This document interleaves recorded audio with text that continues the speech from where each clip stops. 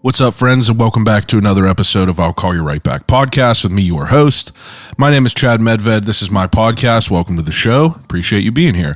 First thing is first, this podcast is proudly sponsored by Turner Dairy Farms, the creators of Turner's Premium Iced Tea.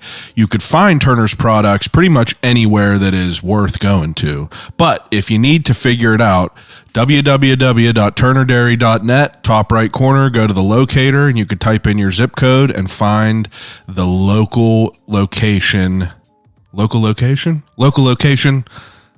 next to you. But the reason that everyone is here this week I have a very special guest. So, as I've talked about on this podcast numerous times, not that big of a drinker, okay?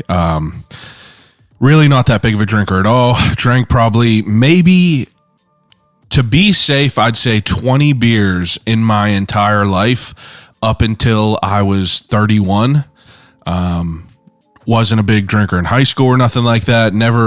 I've been drunk 3 times in my life. And it just wasn't something that was like involved in my life. But in Pittsburgh, I don't know if you're familiar or not, but we have a pretty great craft beer scene that has been cultivating itself over the last 10 years. Actually, it hasn't been cultivating itself. The good people that are involved with the Pittsburgh Brewers Guild and just the beer scene in general have been cultivating a great craft beer scene environment in the city. And they've been doing a damn good job. And I figured, I've had so many people reach out and say, why haven't you had any brewers on? We got a great scene in Pittsburgh and, we haven't heard from any of them. And I was like, well, to be completely honest with everyone, I just felt like I would be speaking out of school. I never drank, didn't really know anything about it, just had no interest in it. So it was like, I just never reached out to anyone. But I kind of came to my senses. I realized the local talent that we have here, and, I needed to take advantage of all the great people in the beer scene, local to our city that are doing great things. And, I made it a point to try to educate myself, by, exposing myself. I had a crash course in local beers. So over the last couple months, I have been, going out to dinner with my wife, just going to different places, and I've been adamant about trying local beers from some of the great breweries that we have in the city. And so like I said, I probably had a total of 20 beers up until I was 31. But in the past 2 months, from the beers that I tracked, I think I'm on 22 or something like that. So, I've been really putting in some work, so to speak. Still have never been drunk off a beer, oddly enough. But this week I sit down with one of the best in the city. Andy Kwaitkowski is a head brewer at Hitchhiker Brewing. He's been there since they opened, and he's one of the ones that I first came across through my spider webs of random people through Instagram. Jagoff Brewer is his name on Instagram. He's notoriously known by that. But whenever I started to come across, this interest in wanting to dip my toe in the beer scene, I knew that he was, he's who had my sights set on. We have mutual friends. I know that he's been at it for a very long time. Even whenever I wasn't interested in beer, we followed each other and I saw what he was doing. And, I wanted to learn more about it. So I hit Andy up, had him come into the studio. He brought a 4-pack of, different beers. We crack them open and we try them on air, and we get down to it. We talk about how Andy got involved with, beer in general. He was a late start, just like I was. Didn't start drinking until, I think he said after high school, which is, I don't know, I guess that's unique I guess it's unique, right? We're all from Pittsburgh. People were born with an Iron City in their hand. But we talk about how he gets into beer, how Andy kind of delves into the home brewing, realm, and how he spent several years in that sharpening his sword, so to speak, and how he kind of, migrated from that home brewer, kind of basement infamy to another sort of, well, I guess he was still in the basement, because whenever Hitchhiker opened, they were brewing all their beer in that small basement in, Mount Lebo, which is pretty wild to hear about. But this week, me and Andy sit down and we talk about it all. So, I mean, I'm thankful for my first conversation with one of the great people in the beer scene around here. Andy's also involved in the Pittsburgh Brewers Guild, which is a group of people that are, their sole responsibility is making Pittsburgh a worldwide destination for craft beer. And they're doing a pretty bang up job. And, we get into it. So I'll quit talking your ear off. Without further ado, episode 205 of I'll Call You Right Back podcast with Andy Kwaitkowski of Hitchhiker Brewing. Hello, everyone. I had to hop back in here to let everyone know that next week there will not be a podcast. I have to travel for work, going to Little Rock, Arkansas to go measure some pipes. Going to be a great time, I guess. Better than being in the office, but there will not be an episode. But I urge you, I implore you to go back into the phone book, and find a name that you haven't listened to yet and hit that play button and listen to a conversation about someone that you have no idea about. They are always interesting. I have a fun time talking to everyone I have on here. We're in this city that has like countless, incredible people just doing great things, and I'm only scratching the surface. So if you need something to listen to next week, again, hop back in the phone book, find a name that you don't know, and hit play. Appreciate you as always.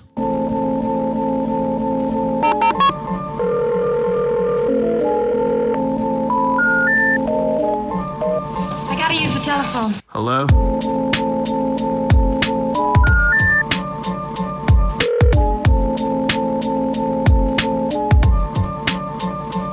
Telephone. I'll call you right back. I'll call you right back.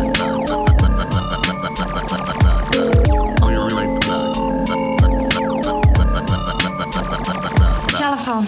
I'll Call You Right Back podcast. There if we need it. Mother Sally watching over us. Like that? Yeah. Well, Mother Sally watching over us. What a lady. I'm pretty excited about this. Yeah? I feel like that,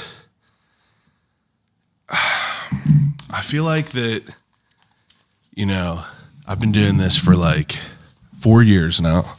And I feel like what's the right word? It's like out of my element, out of my comfort zone with beer and stuff like that, because I feel like with anyone that I talk to, I could usually find some common ground. I had no common ground with drinking at all. I despised it. I loathed it. I didn't even enjoy it casually. But I've since, tried to change my ways. And, I tried to give myself a crash course in, the fine accommodations we have around Pittsburgh. I feel like in the past month and a half, I've done okay at it as far as trying a variety to learn how to describe what I like and what I dislike.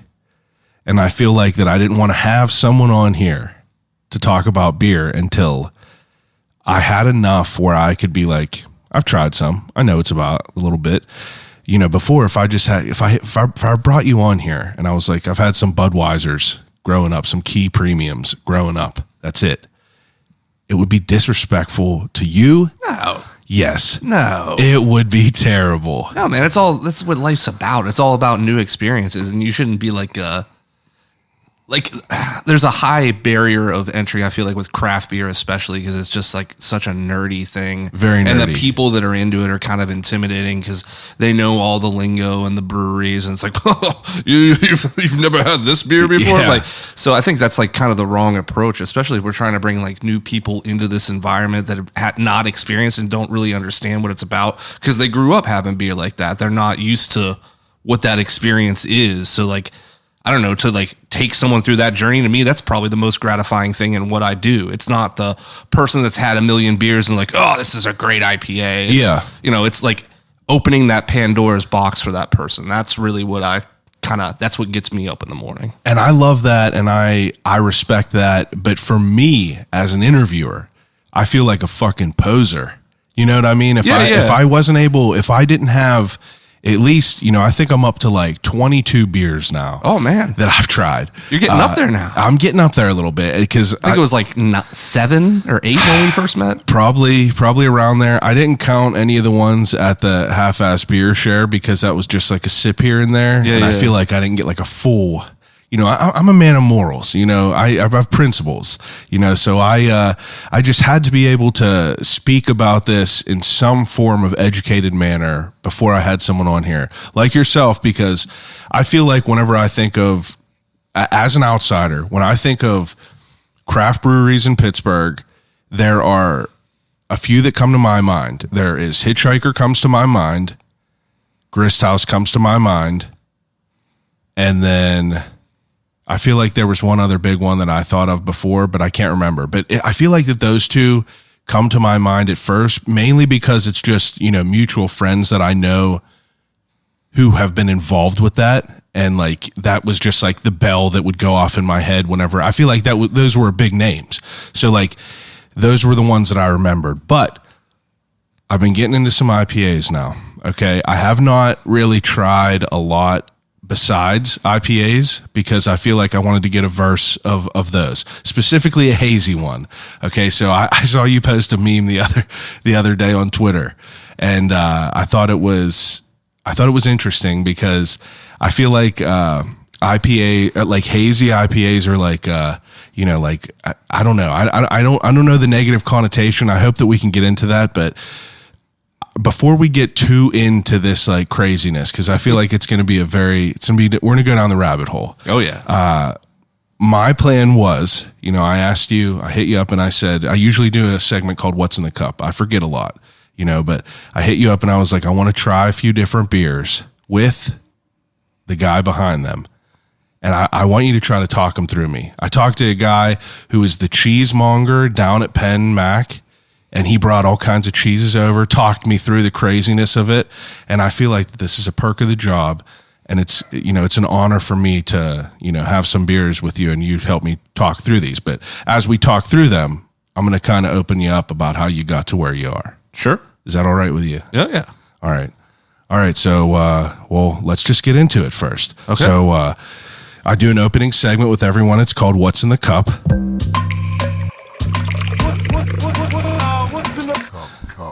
All right. So you brought 4 beers. Yes. What's the first one do you think we should try? We'll kind of start off with what you're familiar with from growing up, as far as like what beer normally is. Pilsner. Okay. Just a regular beer flavored beer. A little bit fresher and probably different than what you experienced as a teenager or growing up sipping a dad's beer here and there. Yeah. But definitely kind of like the hot new thing in craft beer, even though it's been around for a long time. This is the year of the lager, as some proclaim. So the year of the lager. Yes. All right. And which one's that called? This is called True. True. Yes. Okay. And this is like this is like what alcohol content? 4.5%. 4.5. That's this is standard, an all day right? kind of thing. Yeah. Like you think of like a Miller Lite, a Bud Light, that's like 4.2%. Okay. Guinness 4.2%. But I have to say that a little more heft in this guy. I love every label of every craft beer spot. I don't know why. I just love the labels. I think that I'm a easy mark for I don't know. I just love like punchy colors and everything like that. And I feel like everyone just kills it with the branding. Yeah. I really love it. The consistency of it. I like how you guys all have that like consistent, like kind of like the smoky, like, type of vibe to it, but they all have the same sort of like, through line. And I love it. It's fun to like see them all. It's like, I feel like that this is like the reason I'm able to gravitate towards like a culture, like, the beer culture, things like that. It's almost like collecting things. I'm a collector. So like me being able to try all these is like collecting like magic cards, things like that. I love being able to like, be like, yeah, I had this one. So try them all and like kind of check them off a list. Like I'm one of them big, like I'm a collector type of that. That's definitely what beer is, man. I mean, Yeah. There's, like Untapped is a beer app where you can check in every single thing that you drink. Yeah. And a lot of people are just like, I want to have as many beers as possible. I want to get to 1,000. I want to get to 10,000 in some cases. Yeah. People like really strive to try as many different beers as possible. There's definitely a side to collection as far as like, there's definitely people out there that collect Dancing Gnome cans, Hitchhiker cans, Grist House cans. It's kind of crazy. Oh, Dancing Gnome was the other big name that popped in my head before. Those were like the three that always rung my bell. Okay, so let me smell this. Now, the thing that's so hard for me as like a new person with beer is like I don't know the terminology to describe what I'm enjoying or disliking or even understanding. So I'm going to take a sip.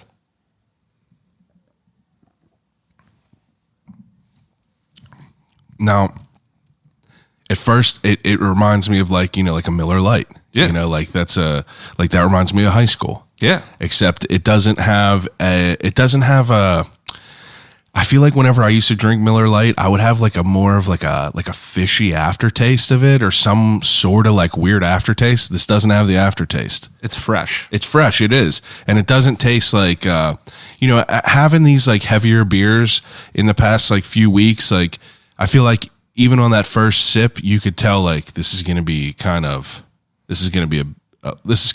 a heavy one.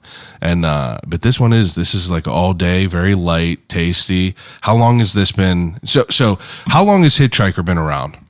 We've been around for it'll be 8 years next week. 8 years, and you've been there since the beginning. Since the beginning, yeah. Now, I feel like we have so much to get into. Now, before we even get into like, you know, you as being the brewer at Hitchhiker, I kind of want to know who you are as just a person. Like, where do you hail from? I hail from Wexford, Pennsylvania. I hail from Wexford, Pennsylvania. Wild Wex, what up? I never heard that described as that. Wild Wex. Oh, That's yeah. hard, kind of. Oh yeah. Was that like a saying that was like in school and shit like that? No, not at all. I kind of like I don't want to say like started that. I'm sure someone thought of that before, but I kind of used to rap and to like make it sound like I was from a tough place. When I was a very young, naive, ignorant individual, I would call it the Wild Wex. I love that. To make it seem like, yeah, what's up? That's really sick. That's a cool the name. streets of North Allegheny. That's where you went to school, North Allegheny? Yeah. Who was the real crazy football player you had? In my class, we didn't really have anyone that was we weren't very good at football when I was in high school. When'd you graduate? 2004. 2004. Okay, so you're what, 36? Yeah. Okay. Boom. So, you know, quick math. But so, I mean, as a young kid, you know, what are you into? Like, I assume it's always fascinating for me because I have people on here and we're, you know, here to talk about their like main focus in life, their career, their passion. But it's like 99% of the people that I speak to did not plan to, you know, I'm sure that you didn't grow up or you didn't like, you weren't born and being like, I'm going to brew beer whenever you're 10 years old. You know, what were you into back then? Yeah, I mean, I hated beer. I was like a straight edge in high school. Were you? Yeah, like I didn't rep it, but I was, you know, I didn't do anything in high school. Wow. My dad made beer and I thought it was disgusting. Wow. So I was like always around and familiar with it, but I absolutely hated it. Growing up, I was just, you know, I wanted to do something that was related to music. Yeah. So I tried to, you know, every instrument I could get my hands on and found out I wasn't really, you know, I'm at the mentality now that like I think talent is like kind of an acquired interest. Yeah. And I didn't realize that early on in my life. So like when I didn't get the hang of something right away, I was like, oh, I'm just not good at it. Yeah. And didn't really put like the full effort into that. So, I'm 1,000,000% similar to that. Yeah. I had a guitar, tried that, skateboarding, tried that. yeah, you know, I tried art, skateboarding all as that. well. Yeah, everything. Yeah. Like everything. I couldn't really find what my place was because I just wasn't like naturally, you know, I wasn't an athlete. I was, you know, I didn't pay attention very much in school. That wasn't of interest to me. Yeah. Doing that whole thing. Like I knew from a very early age, like college and that kind of whole pursuit wasn't something that kind of fit. So it was like, music was the pursuit and like cooking was kind of like another thing that I had interest in that I thought maybe that's something I could obtain a career in. Oh, that's cool. Now, were you like you know, go to shows and stuff like that, kid? Oh yeah. Oh yeah. Well, I feel like Pittsburgh was spoiled in that way that like, you know, no matter if you were like a underground hip hop head, if you were like a metal kid, you know, pop, you know, shit like that, indie music, we had a good scene of all that. And like all them shows, there were shows every weekend. Yeah. I mean, Laga was kind of like the, you know, this mecca of music here. And you know, Yeah. from the time that I had a driver's license, that's where I would be. Funny enough, I've never been to Laga. I don't think. man. What was there another name to it? Laga was probably something before that. Where was it at? So Laga is like right on Forbes in Oakland. It's like an apartment building now. I don't know if I was ever there. I mean, I might have been there for like a hip hop show, but it's like You walk up a whole bunch of flights of steps. It's got like the checkerboard floor pattern. That does sound familiar. Who knows? The But smokiest place in the entire universe. yeah, that sounds similar to a lot of things. Yeah. Now, for you to, come out of, high school, obviously you're trying to figure out like what your career is in life. What did you have your sights set on? If you weren't someone who drank or anything like that, and now you're the brewer at Hitchhiker, it's, how does that connection form? I mean, so initially the interest was like right out of high school was to try to do like the whole cooking thing. Yeah, that's what you were going to do? That's what I was going to do. And I thought I wanted to be a sound engineer as well. Yeah. So that was like the two things. And I was going to go to like Full Sail, found out that was kind of a scam and not really something to do. So like I got a job in a restaurant as a line cook, and kind of like in high school, I worked as like a pizza cook, and worked my way up as like a prep cook and then to a line cook in high school. So like I kind of had the acumen and the chops for it. So out of high school, I went to another restaurant, and that kind of killed my passion for cooking, working for like a, not even really a chain. They had like 3 locations, but like, they were run by some corporate ownership group. Yeah. And it was just like the worst experience. Yeah, bad environment that just like bad completely people kills. to work with. It, it just like did nothing to kind of like incubate that like love for cooking. Yeah, it just made me hate it and like overworked me. Like, it just was not the thing for me. So I had to kind of get out of that and fell kind of ass backwards into a job as like a telemarketer for a mortgage company. Wow. And it turns out like maybe that's really what I'm good at, because I was really good at that. Really? To the point that they offered me a full-time position as a mortgage broker when I was like fucking 19 years old. That's crazy. You can swear, right? Yeah. Okay. Yeah, you could say fuck on here. All right. Just whenever I talk to Sally Wiggin, I act like I don't you gotta swear. be proper. Yeah. Mother Sally, you gotta be on your best behavior. That's so bizarre that you had like that like bone in your body to do some like kind of strange some strange shit like that. Yeah. Now I mean, how long did you work at that? 2 years. I was like right as the market was kind of collapsing. I was kind of like a part of that whole thing, like the 2-year fixed 28, adjustable mortgages. Like I was the guy trying to get people into those. Yeah.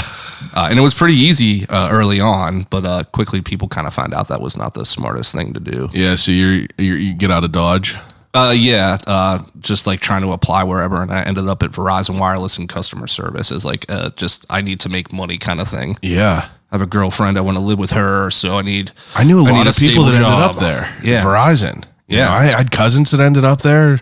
It's interesting because now I don't really know too many people who work there, but back then it was like, that was like one of the jobs. Yeah, for sure. There are a lot of people that worked between Warrendale and Cranberry and a bunch of other places, but now they closed all those offices as far as I know. What year is that you worked for Verizon, that you left Verizon? That I left Verizon? Yeah. 2014. So you were 2014 and you said you're about to be 8 years. So you're like right around, meeting up with Hitchhiker guys. Yeah. They were closing the call center that I worked in. Okay. So that was kind of the catalyst for me to pursue a job in the brewing industry. Are you drinking beer at this time? Oh yeah, I'm heavy into it. So, wait, we got to rewind to how you got into beer. Yeah. Because it's weird to get into it as someone who doesn't drink it. Like at parties and shit like that, I was like the weird, I was like a novelty. Everyone's like, what do you mean you don't drink? And I'm like, bro, we talk about this every time there's a party. It's like, I'm a novelty that, you don't have a beer. And it's like weird because it's like, I made it 31 years without like wanting to have any, interest in it, saved a shit ton of money. But to cross that line and just like kind of want to start to dabble in it is strange to me. And I guess it's the same as like people who don't smoke weed their whole life and like dive into it. And, I just, my whole mindset of it all came from me never liking being drunk. I really hated being drunk. Like I hated the feeling of it, anything. And that's why I never drank. And I hated throwing up. And I knew that was like, you would see your friends drink like, I'm going to try to drink 10 Capris and just puke everywhere. And I'm like, I don't feel like doing that. But for me to cross that line is interesting. And I'm curious how that kind of came across you. I mean, for me, it was like everyone went off to college, and I didn't. But Yeah. like I had a lot of friends from school that went to CMU, that went to Pitt. So it was like the weekend, what's up? And I would go down there and hang out like the entire weekend. I would just spend my whole weekend down there. Yeah. And, you know, they started to dabble. Like none of it, like there were a few of us that like drank and smoked and that sort of thing, but like no one really did any of that. And Yeah. then all of a sudden, freshman year of college, everyone is like super open to it. So it's like, oh, try it. So like all my friends are doing it, even though I'm like not really into this, I might as well. And turned out, you know, it was fun. Yeah. Now, did we have like obviously now the craft scene in Pittsburgh is pretty incredible, from what I understand. But back then, you know, what's it like in 2015? Well, this is like I first started like getting really into craft beer like 2009, I guess. Oh, I guess, yeah. You said it was whenever everyone was in school. That's whenever you started getting into it. Yeah. Wow. So there was probably nothing back then. No, not a lot. I mean, like, What was the first beer that you were like getting into? the first beer that really was like holy shit for Hams. me. No, that's not until much later than I experienced the glory of hams. If I would have found that out earlier, I don't even know if I would be down this career path. But probably the first craft beer that was like holy shit for me was a beer called Victory. Doesn't really make it anymore. Victory out in Downingtown, PA, near Philly.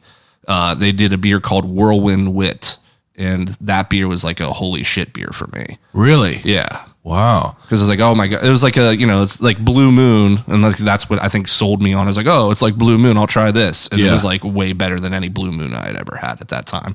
That was kind of like, okay, now I'm into it. Did you completely, skip that whole like dad beer phase? No, I definitely dabbled and drank 40s with Laser and Colt 45 and like whatever I could get my hands on when I was younger. When I got to that point where I was like, oh, I can enjoy what I'm drinking and get drunk at the same time. Yeah. That's kind of what set me on that path. You had that epiphany. Yeah. It's like you don't have to drink piss, just to get messed up. They make good tasting stuff as well. Yeah. Now, what do you think about beers like Key Premium and stuff like that? Because people in high school, I remember we used to like sometimes sit in the woods and they would just have a warm case of it and they'd just be slugging it down. And I'd just be, kind of laughing at them because I'd have ice cold Turners, Thug Jug of Turners. And I'm like, I know you ain't enjoying that. You know what I mean? You're not enjoying that as much as I am. But did you enjoy beers like that back then, or did? No, it was kind of like to get drunk. Yeah, I mean, now I can find like the joy in any beer For sure, I'm sure like you can. back then, it was just like the motivation here is to get fucked up. Yeah, like Pennsylvania Ice, cheap as you can go. It's Friday night. I have no responsibility at this point. Let's get fucked up. Yeah, I mean that makes sense. I feel like that's the initiation for everyone. Yeah. Now this Victory beer, it's like where do you guys start? I don't know. I feel like I try to remember my first initiation with like craft type beers, so to speak, and like the bougie type beers, so to speak, was like Sam Adams, or not Sam Adams. What did you say before? Blue Moon?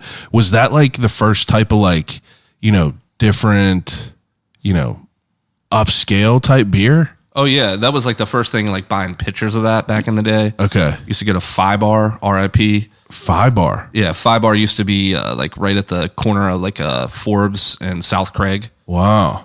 It's not there anymore, unfortunately. But like I would go there and get pictures of Blue Moon and play darts, which kind of sounds a little Sounds lame. like a great time. As an adult, I was like, I don't know Darts and a beer? Why not? Yeah. Now, was that like the only type of craft beer that was like, kind of readily available? I mean, there was definitely others around, but like Yeah. I wasn't familiar with it. Like I remember the first time I had Sierra Nevada Pale Ale, and I was like, oh my God, this is so bitter. How do people drink this kind of thing? I think the first time I ever had any craft beer was from Buzzy. Had to be in 2012 or 13. I can't remember exactly what he had, but I remember drinking it and thinking like, what is your problem? Like, this tastes like cat piss. And he was like, some people describe it like that. And I remember thinking like, how could anyone ever drink this and enjoy it? But now I kind of understand it because it's obviously an acquired taste. I hated coffee at one point too, but now, I'm a big coffee guy. Right. So I can understand how people could get into that. Let me get a little top off of that True. Oh yeah. This is good stuff. This is definitely good. Nice, light. I enjoy this. Now, for you to, kind of embark on that beer journey that you're on and everything like that, do you have any idea that you plan on wanting to brew? No, I don't really have an idea until a friend, like this is like everyone's graduating college now. Yeah. And a friend who lived in a house next door brewed a beer to commemorate his college graduation. Okay. And I had that beer, and that really set off a light bulb in me because I couldn't believe it was a beer that I had before. It was like a Rogue Shakespeare Stout, and it was a clone of that beer. Oh, okay. And I had his homebrew version of it. And I was like, oh, this is as good as it probably wasn't, but at the time I didn't know any better. I was like, this is just as good as that beer is. Like, and you made this in this disgusting basement with like pizza boxes and ferret shit everywhere. Like, this is remarkable.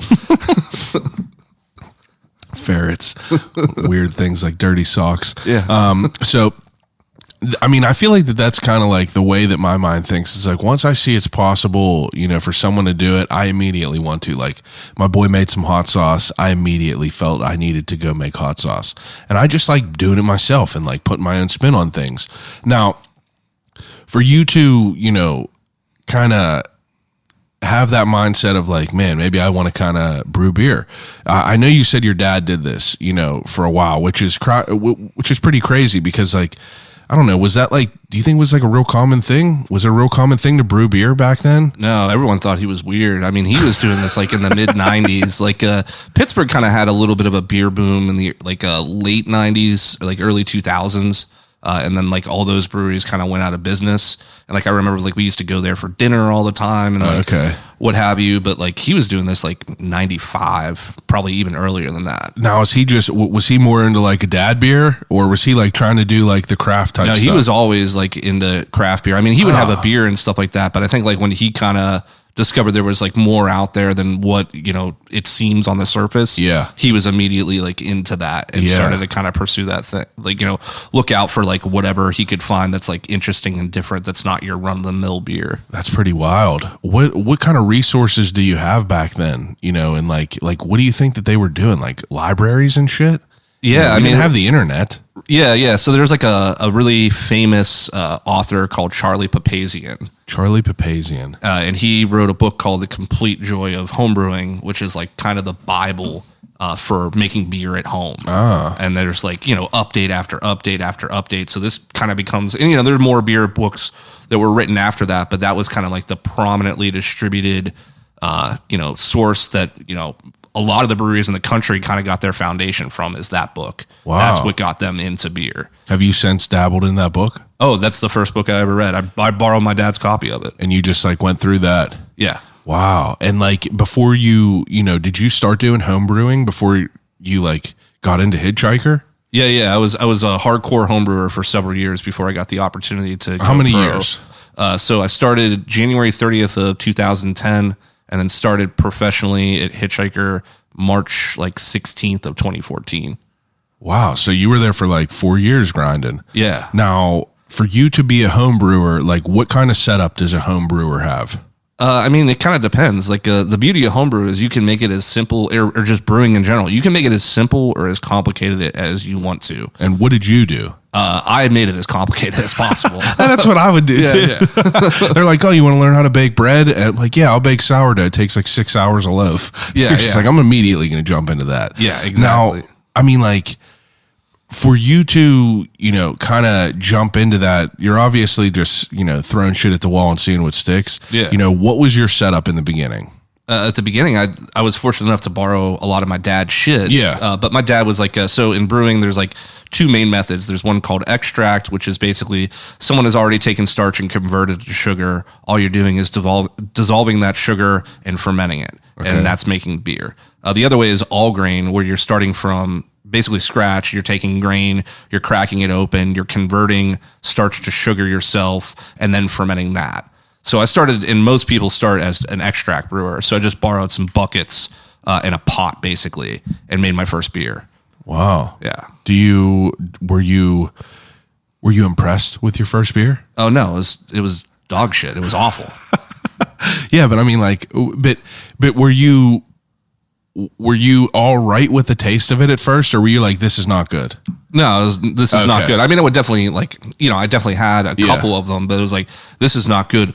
Why is it not good? Yeah. And immediately mad scientist, getting in there trying to figure out the formula. Yes. Now, whenever you, I believe before at the beer show, you were explaining to me barrel systems that breweries around here have, and that is how you kind of navigate the size of them. So a home brewer, what are you yielding? What are you starting with as far as like content and like what yields out of that? Is that a weird question to ask? No. So like, if you're doing like all grain or, all grain's like 10 pounds of grain, okay, we'll get you about 5 gallons of like 5-6% beer, somewhere in that range, depending on what you're doing. That's pretty wild. Yeah. Yeah, that's not bad. Now, I mean, you have like a bottling system and shit, or you putting, like, people didn't put it in cans back then, right? No, not back then. Not in my day. Yeah. Although it's like a pretty prominent thing now, which is kind of weird. Yeah, it is wild. I see people that like, the small, little mom and pops. Like I had a brewery down in, it was called Elkton Brewing down in Virginia.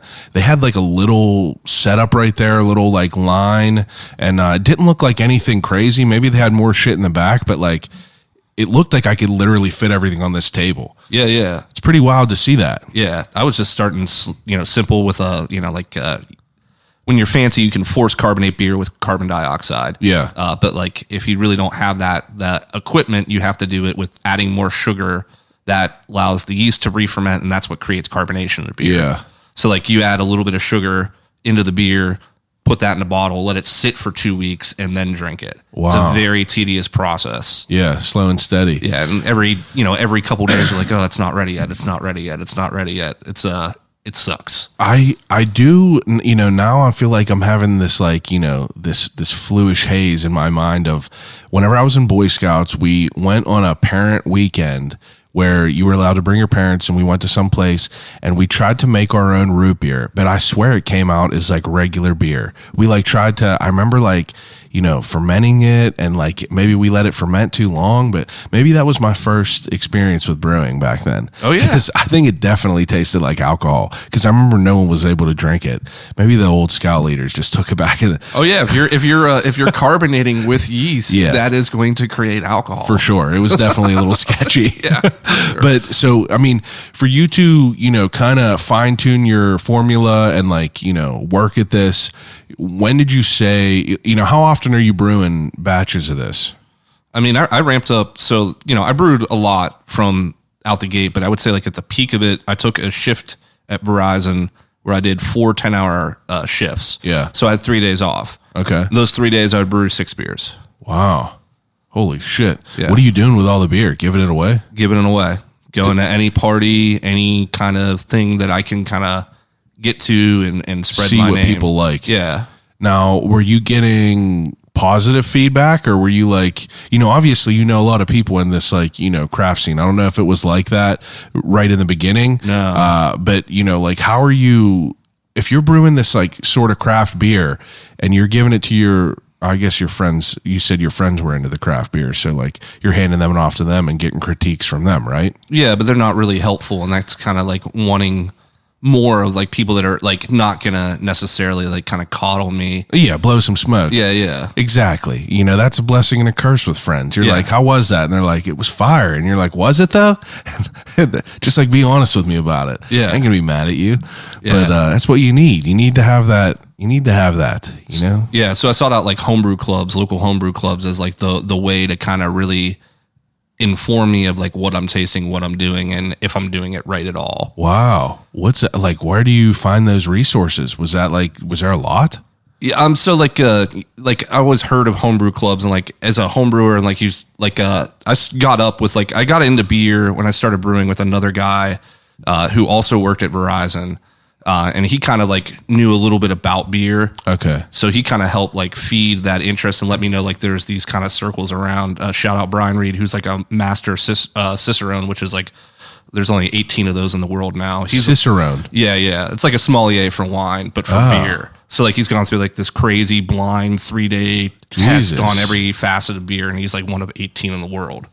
So shout out to that guy. But like we came up together, which is like the craziest part of this whole thing. So he kind of helped feed my knowledge and like point me in the right direction as far as like, oh, this is a homebrew club. We should check it out. And like immediately checked out the homebrew club and was like, okay, this is what we kind of need to really take things to the next level, is like talk to people that know what's going on. My goodness. Was there other younger people? No, it was a bunch of old people when we first got in. It was kind of like the waning days of like, you know, like just people who had been around. Dying art. Yeah, the club's been around for over 30 years at this point. So like when we were there, it was just kind of like at a generational end. Yeah. And there wasn't any kind of new people really coming Holy in. shit, who are these new kids? Yeah. Like I'd bring a keg of beer and ask for feedback, and all the old people would do is just drink the beer and not provide you with any feedback. And then you would just be mad about it because you would have an empty keg and you have no idea what anyone really thought of it, other than they liked it enough to drink Maybe it. it's all right if everyone drank it. It didn't make them blind, so I guess that's good. That's pretty cool. I love the idea of like a, like a club, like a local club, shit like that. Like I love that, brotherhood, something like that. It sounds like so romantic, the whole idea of it all, learning shit from like the old ancestors, having it passed down. I love that. Yeah. Now for you two, obviously you're sharpening your sword, perfecting your craft, when do you feel like, is there a point where you feel like you kind of get a handle on home brewing? Yeah. How far in? Probably my 26th batch was the first time. 26, you have it down. Yeah, that was the first time I ever brewed a beer that I considered was drinkable. Now, are you brewing all different shit? Yeah. I mean, like, what was your 26th batch? It was a smoked porter. Smoked porter. Yeah. Now, what do you have to do to make it smoked? The malt is smoked. Oh, okay. Yeah. That makes sense. And then that imparts all the smoky flavor that you could ask for, depending on how much you use. You got that batch and you tasted it. And, I mean, you're pumped about it? Oh, I'm ecstatic about it. Were you? Yeah, I was. Oh, I still remember how, like, and it was still kind of fucked up a little bit. Like I was like trying to mess with like water chemistry and just like trying to do too many changes at once, like to get the end result. So like it kind of looked muddy because I added a bunch of chalk to it to like I had well water like to accommodate the well water, and it kind of looked like mud. But I was like, this tastes really good. Wow. For the first time, it was like a clean, well fermented beer, and that's what got me excited. From the beginning to whenever you get that going till the end of the batch where you could open a bottle and drink it, how long is it? That's probably like roughly a year. Oh, really? You have to let it ferment that long? So that was probably like 2 weeks. Oh, okay. Yeah. Start to finish. What did you mean whenever you said a year? Oh, like I thought you meant from the time it took me to start brewing to make something that was drinkable. Oh, okay. Yeah, that makes sense. That's a good answer too. I would have been curious about that too. My bad. Yeah, I just didn't know like how long a batch takes. Like whenever I like got into coffee and like roasting coffee, for some reason I like had it in my mind that like coffee was on these trays that were the size of this table in a big ass room that was almost like a kiln, and you had to let it set for 4 days. But realistically, coffee takes like 7 minutes to roast. Yeah. And I remember like thinking this, like it blowing my mind. But I love knowledge. I love learning about things. Now, where do you get the balls to be like, I'm going to start brewing for Hitchhiker? Like how does that come into play? I mean, since like I knew this is what I wanted to do, I tried to get my name out there everywhere. Yeah. So like, were you successful in that? Like, were people I mean, knowing? that's actually how I ended up at Hitchhiker. So like, through homebrew clubs and like, homebrew clubs would have like events where they would pour homebrew for people, or like beer festivals at the time. And some still have like the homebrew clubs pour there, that sort of thing. I was always like networking, trying to get my name out, talking to other brewers, be like, hey, my name's Andy. I want to make beer. If you have any positions, let me know. Wow. I actually was fortunate enough to get a job at East End Brewing for a little bit. Oh, that was nice. kind of what got my foot in the door. It lasted about 9 months, but that's kind of what got my foot in the door. And then when I got laid off, I was like, all right, I'm going to take the leap. This is the time to transition from, I'm comfortable with my job and my salary and all that stuff. But if I'm going to make this transition and actually do this, this is going to be the time. And I was fortunate enough to know, through like networking and pouring beer, this guy named Daniel Pipitone, who knew Gary, the owner of Hitchhiker, was looking for a brewer.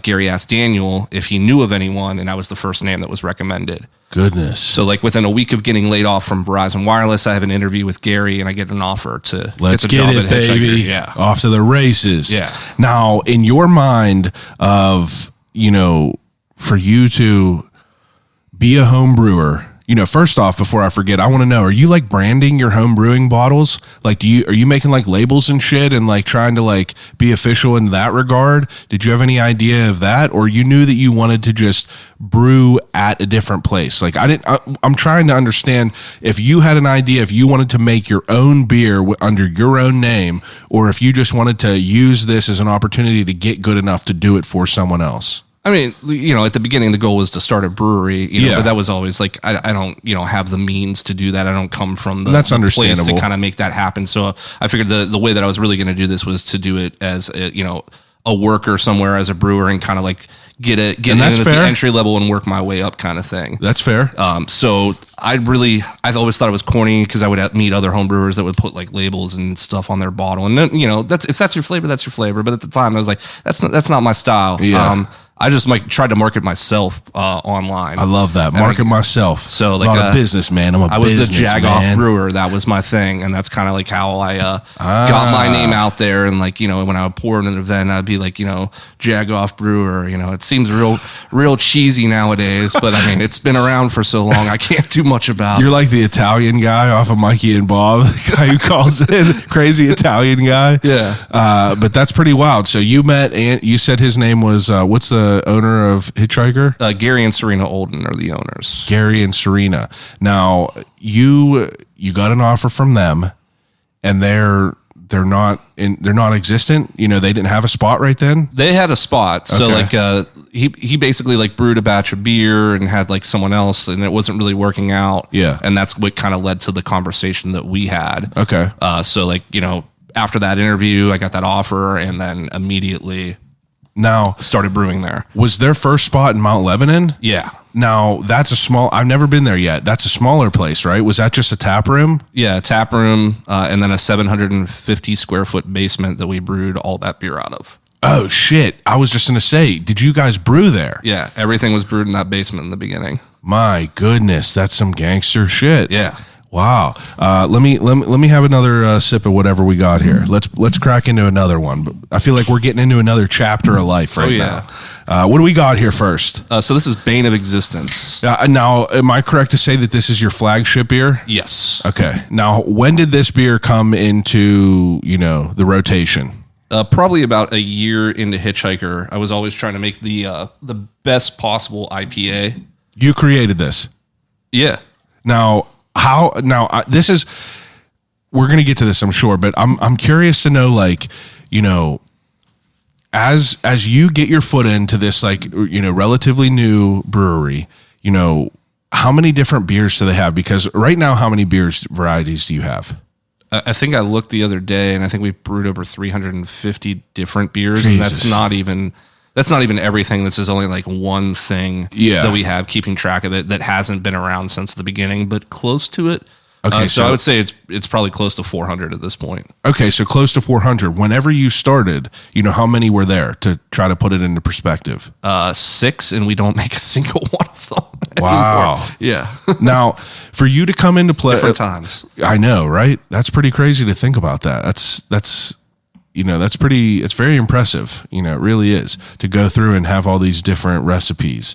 Now, for you to come in as a head brewer there, what's your mindset as far as like, I heard a quote that said like, your value is determined by what you could bring to the table. As you being a new brewer that has, you don't really have a reputation. You just have you're brewing some shit at home. How do you come up to the plate with this? Like, what's your ideas? Like, what's your mindset? Just to kind of do the same thing. Like, I'm a very obsessive perfectionist person. I always want to be better and improve in everything, whether it's brewing or like any facet of life, like that mentality of always getting better. And that's something I try to, especially still to this day, 8 years deep, bring to the table of, how are we going to be better than we were yesterday kind of thing. Yeah. So from the very beginning, that's kind of how I approached it. And, at the beginning, honestly, it kind of fell flat on my face. I thought homebrewing, making all these good beers and winning all these medals, that was, what do you mean winning medals? Like entering competitions, like beers winning medals. They had, like, there was a lot of competitions around here? There's only one big competition here, but like I would go to Cincinnati and enter competitions or send beer to other cities and you would enter literally their competition. You would just how does that work? You just submit a beer and they have like a panel of judges and and you're winning like first place at some of these? Yeah. Jesus, that's pretty wild. Yeah. Now, whenever I also like, I understand what you're saying about like, being ready to like, improve, beyond any measure, but I'm talking also about like, as a brand, obviously they're relatively new and, these people are owners. They probably have an idea of what they want, for you to kind of come into someone else's space and kind of like, toe the line of what these people want. Was that something difficult for you? Like you seem kind of to be, forgive me if I'm wrong, but are you a control freak a little bit? A little bit, yeah. I feel like anyone that does is someone who like learns, it has boots on the ground, is a control freak to some extent because, who's going to take more consideration than you are? Let's before you answer this, I want you to talk me through this. This is Bane of Existence, IPA. Yeah. What's the percentage? This is 6.6%. 6.6. We're getting a little warm here. Yeah. Now, very fruity smelling. Mm-hmm. I think that this was the first IPA that I had whenever I bought it. I bought it because I didn't really know of any other ones. I knew Hitchhiker was the name, and I bought it strictly because of the label. And whenever I drank this, I remember thinking it's very, very smooth. There's no like bite to it at all. Dangerous, really. Yeah. Because you can just rip them right down. Yeah. And then until you start to get that warm feeling, because like I'm a novice, so like I was never more scared than I was at that half-ass beer share, because I was like, all right, I remember being in my car thinking like, all right, you got to drive home. You can't be getting fucked up here. You don't make a fool of yourself. And I was like, because I've had one beer in my sittings, I have never had more than one beer in a sitting. And I was like, these people are going to be crushing beer. Coddle's going to be fucked up. And he's going to be telling me to drink this stuff. And I was like, I'm going to be mixing stuff. And I was just so nervous, but it was honestly the funnest time I've had in a long time. But right on. Oh yeah, we're going to get all into that. But, creating Bane of Existence and like kind of stepping into Hitchhiker, I kind of want to know the answer to that now. Coming up and like, these people approaching you and saying like, how do you guys develop a beer? Like, what's your first beer that you brew there? I mean, it was kind of like Gary has always been like pretty open to like ideas. As far as it's just like kind of was like a mutual thing. It's like, what do you want to do? What do you want to brew? I mean, there were points like now, like we have schedules and stuff like that, but there were like times where I would literally just go down there and be like, I feel like making this. Yeah. And that's what I would make. Yeah. It's the beauty of being something new. Yeah. And that provided like a lot of flexibility. Like at the beginning, there was like those 6 that we kind of focused on as like the core beers, but we were finding is like people had more interest in trying new and different things. And at the same time, that's when beer really started to change. And this is what, 2015? 2004, 2015 is really when like beer started to really come into kind of what it is right now in terms of like the craft. Now, whenever you started there and you said you had 6 beers, what were the types of beers? Not the names, but like, were they all IPAs? We had an IPA, we had a Kolsch, we had a black IPA, we had a Saison, we had a brown ale, and there's one other one. Maybe it was only 5. And those were the main ones, though. And what was like the most popular back then? The most popular was a brown ale. Huh. That's interesting. Were IPAs like later that they started to IPAs were definitely popular, but I mean, brown ale is like, especially in Mount Lebanon, that's what people wanted, and that's what we brewed and sold the most of for probably that entire first year, really. Huh. What's like a mainstream brown ale, like a big name brown Newcastle brown ale. Oh, okay. The biggest, okay, yeah. That makes sense then. That's interesting to hear. I would have never guessed that. Yeah. Now, for you, like, what was the first beer you brewed there? The first beer that I brewed there was a Kolsch. A Kolsch. Now, what is the difference of that? So Kolsch is basically like the Pilsner that we had. Yeah. But like a lager is a cold loving yeast. That's made with an ale yeast, which is like a warm loving yeast. Okay. And that yeast gives similar characteristics to a lager, but not fermented at the same temperatures that you would have in a lager. And a Kolsch is a hotter one. Hotter temperatures? Yeah. Warmer fermentation temperatures, but like a very similar flavor profile. It's just like a lot more bready and bright and not so much like the best way to describe it is like lager yeast kind of has like a sulfury characteristic, not like in the sense like it's eggy or farty, but there's like this sulfur component that adds to this like minerality and complexity of the beer in lager. And you don't get that with a Kolsch. You get more just like straight up bread with that. Cause like, beer yeast is basically a derivative of bread yeast. Yeah. That's interesting. Wow. Now that first beer that you brewed with them, were you impressed? No. No. I love that. That's a good answer. Now, for you to kind of like step out of a home brewing kit and move into like more of a professional kit, is that like, is that awesome for you to like, was the equipment like, is it leaps and bounds better than like the shit that you had? I mean, at the beginning, no. Okay. I mean, it was a glorified homebrew setup. So like when we first started, it was like a pretty new thing. We were what's called a nano brewery. So that barrel is like a reference that we use for taxes for the government. And it's 31 gallons. We were brewing 3 barrels, so 93 gallons of beer at a time when we first started on a very simple, basically a glorified homebrew system. And that's considered small. Yes, very small. Now, a homebrew system, like what's the max you could do on a system like that? I mean, there are people that have that system as their homebrew system. Oh, okay. So like there are people that go crazy and like, I forget I think it's like 250 gallons of beer is what the government allows you to make in your home on an annual basis. But there are people that have professional equipment in their home and make beer that much.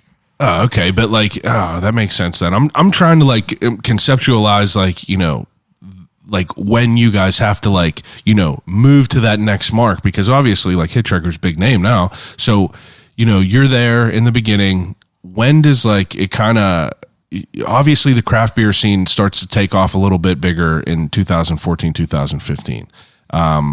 When does like things like the guild come into play and like, the big like movement of craft beer? Because I remember Buzzy being the only person that I knew at that time that would like have these craft beers.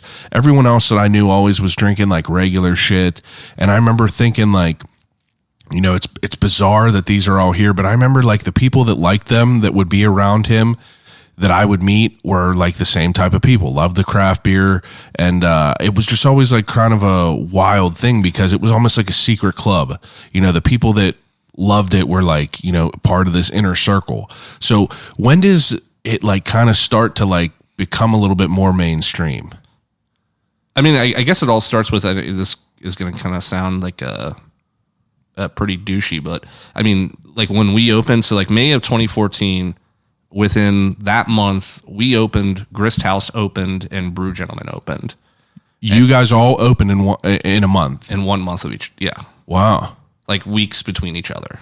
That's pretty crazy. Yeah, and I think like at that point, that's really what got the ball rolling with beer. It became more accessible. It was in more neighborhoods. People would visit those breweries and say, oh, okay, maybe it's not such a crazy idea to own a brewery. Yeah. And I think that's really what started kind of getting the wheels churning for a lot of people that were into beer that maybe didn't know that they could do this, or like, people that just started beer and it's like, oh, this is super cool. I want to own a brewery. Yeah, that's interesting to think about that. That's wild that all 3 people opened in that short of amount of time. Yeah. Now, I mean, this is an interesting question, I feel, but in the beginning, whenever you guys are considered like you said a micro, a nano. Nano. So yeah. So there's a nano, then there's a microbrewery above that. Nano is just like basically anything above nano is considered just a brewery. Okay. So that's just different verbiage. Yeah, different verbiage. Technicalities. Yeah. They you're making a small amount, so they have to make you feel less. Yeah. So they give you a special title for it. Give you a little small ribbon. Yeah. Now, in the beginning, are you like, is there like, kind of like this town ain't big enough for the both of us type of vibe? Or because now I see you guys have like, you have the Brewers Guild.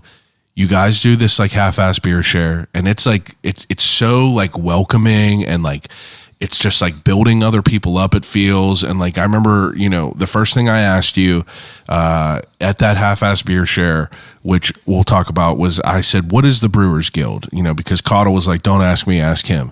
And, you explained to me, you said, and it really stuck with me. You said it's the organization that was put into place to make Pittsburgh a destination for craft beer. And I thought that was cool to hear that described like that, because I feel like even from an outsider's point of view, could tell that like that's happened. Like you guys have been able to do that, but everyone builds each other up. And then I asked about this half-ass beer share, and you explained that like, during the pandemic, it was just a way to like kind of support everyone in this guild. And I just thought that was like such a cool, like, what's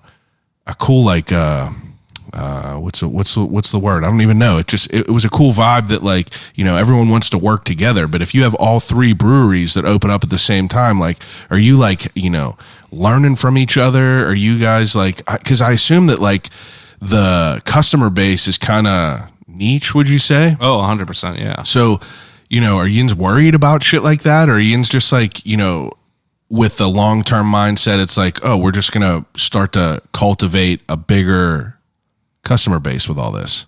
I don't even know if anyone, at the beginning really thought about it. It's just like all from supporting one another. But it was just happenstance. It was just weird that everyone just opened in the same amount of time. I think just like brewers by nature are kind of like that. Cause like, when you first get into beer, you don't really know a lot. So you have to find someone else who knows more than you to teach you. That's really the best way to learn. So I think a lot of like brewers and people that get in the game are kind of used to that and kind of seeking out people that have more knowledge. I mean, as beer gets bigger and expands, there's certainly people that don't really, like there's a tremendous resource of other breweries out in the city, and they kind of stay in their lane and don't really reach out or talk to anyone. Yeah. And like, because I just think they don't know what the community is really like, and that people will go out of your way. I mean, when we were opening up, Steve Sloan, who's like for brewers, like the god of brewing in Pittsburgh, he came down and took like 3 hours of his time to like go over our setup. From the beginning, we were showing that love. Who is this dude? Roundabout Brewing in Lawrenceville. Oh, okay. So like he's has this huge acumen of being like this, multiple awards, like everything you could do as a brewer he's done, and he's extremely talented and has a ton of knowledge. But that's cool that like, he just came through and and that's what shared that knowledge. Everyone does. Like, it doesn't matter who, like they're going to help you out and give you the information, and you're going to talk shop and shoot the shit and improve one another. It's always such like a very, very bizarre idea of competition. For me, at least, it's bizarre to like kind of think about it, because I don't really get worried about competition. I've always been someone that, if people ask me, oh, what kind of equipment do I need to do a podcast? I'll tell everyone everything, because, why not? But it's always so cool to hear about the people that like are just immediately like, all right, let's get it. Like what do you need help with? Like, let's do it. Yeah. It's just, it's welcome. It's a welcoming environment, because if you're not welcome into some environment like that, it kind of could scare you away from even, getting into that world. The world's already there. It's like, I can't like weasel my way into this, but it's cool to hear that other people have a different mindset about it. Yeah. I think it's just like everyone wants to share this, experience and, what it is. And it's just like at the core, like beer is a communal beverage. Like it doesn't exist without gathering places and people talking around beer. Yeah. So I think like the people that are kind of like producing it are familiar with that concept and really try to foster that kind of sense of community, because I mean, it's been the cornerstone. You could make even the argument for the reason that civilization, domestication of crops, those sorts of things.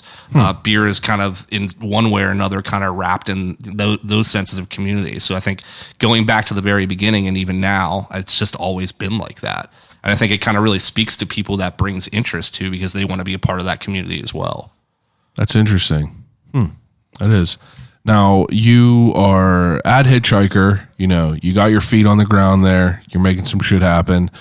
You guys are, obviously chugging along. When does things like the Pittsburgh Brewers Guild come into play? Because I feel like that's a super interesting organization.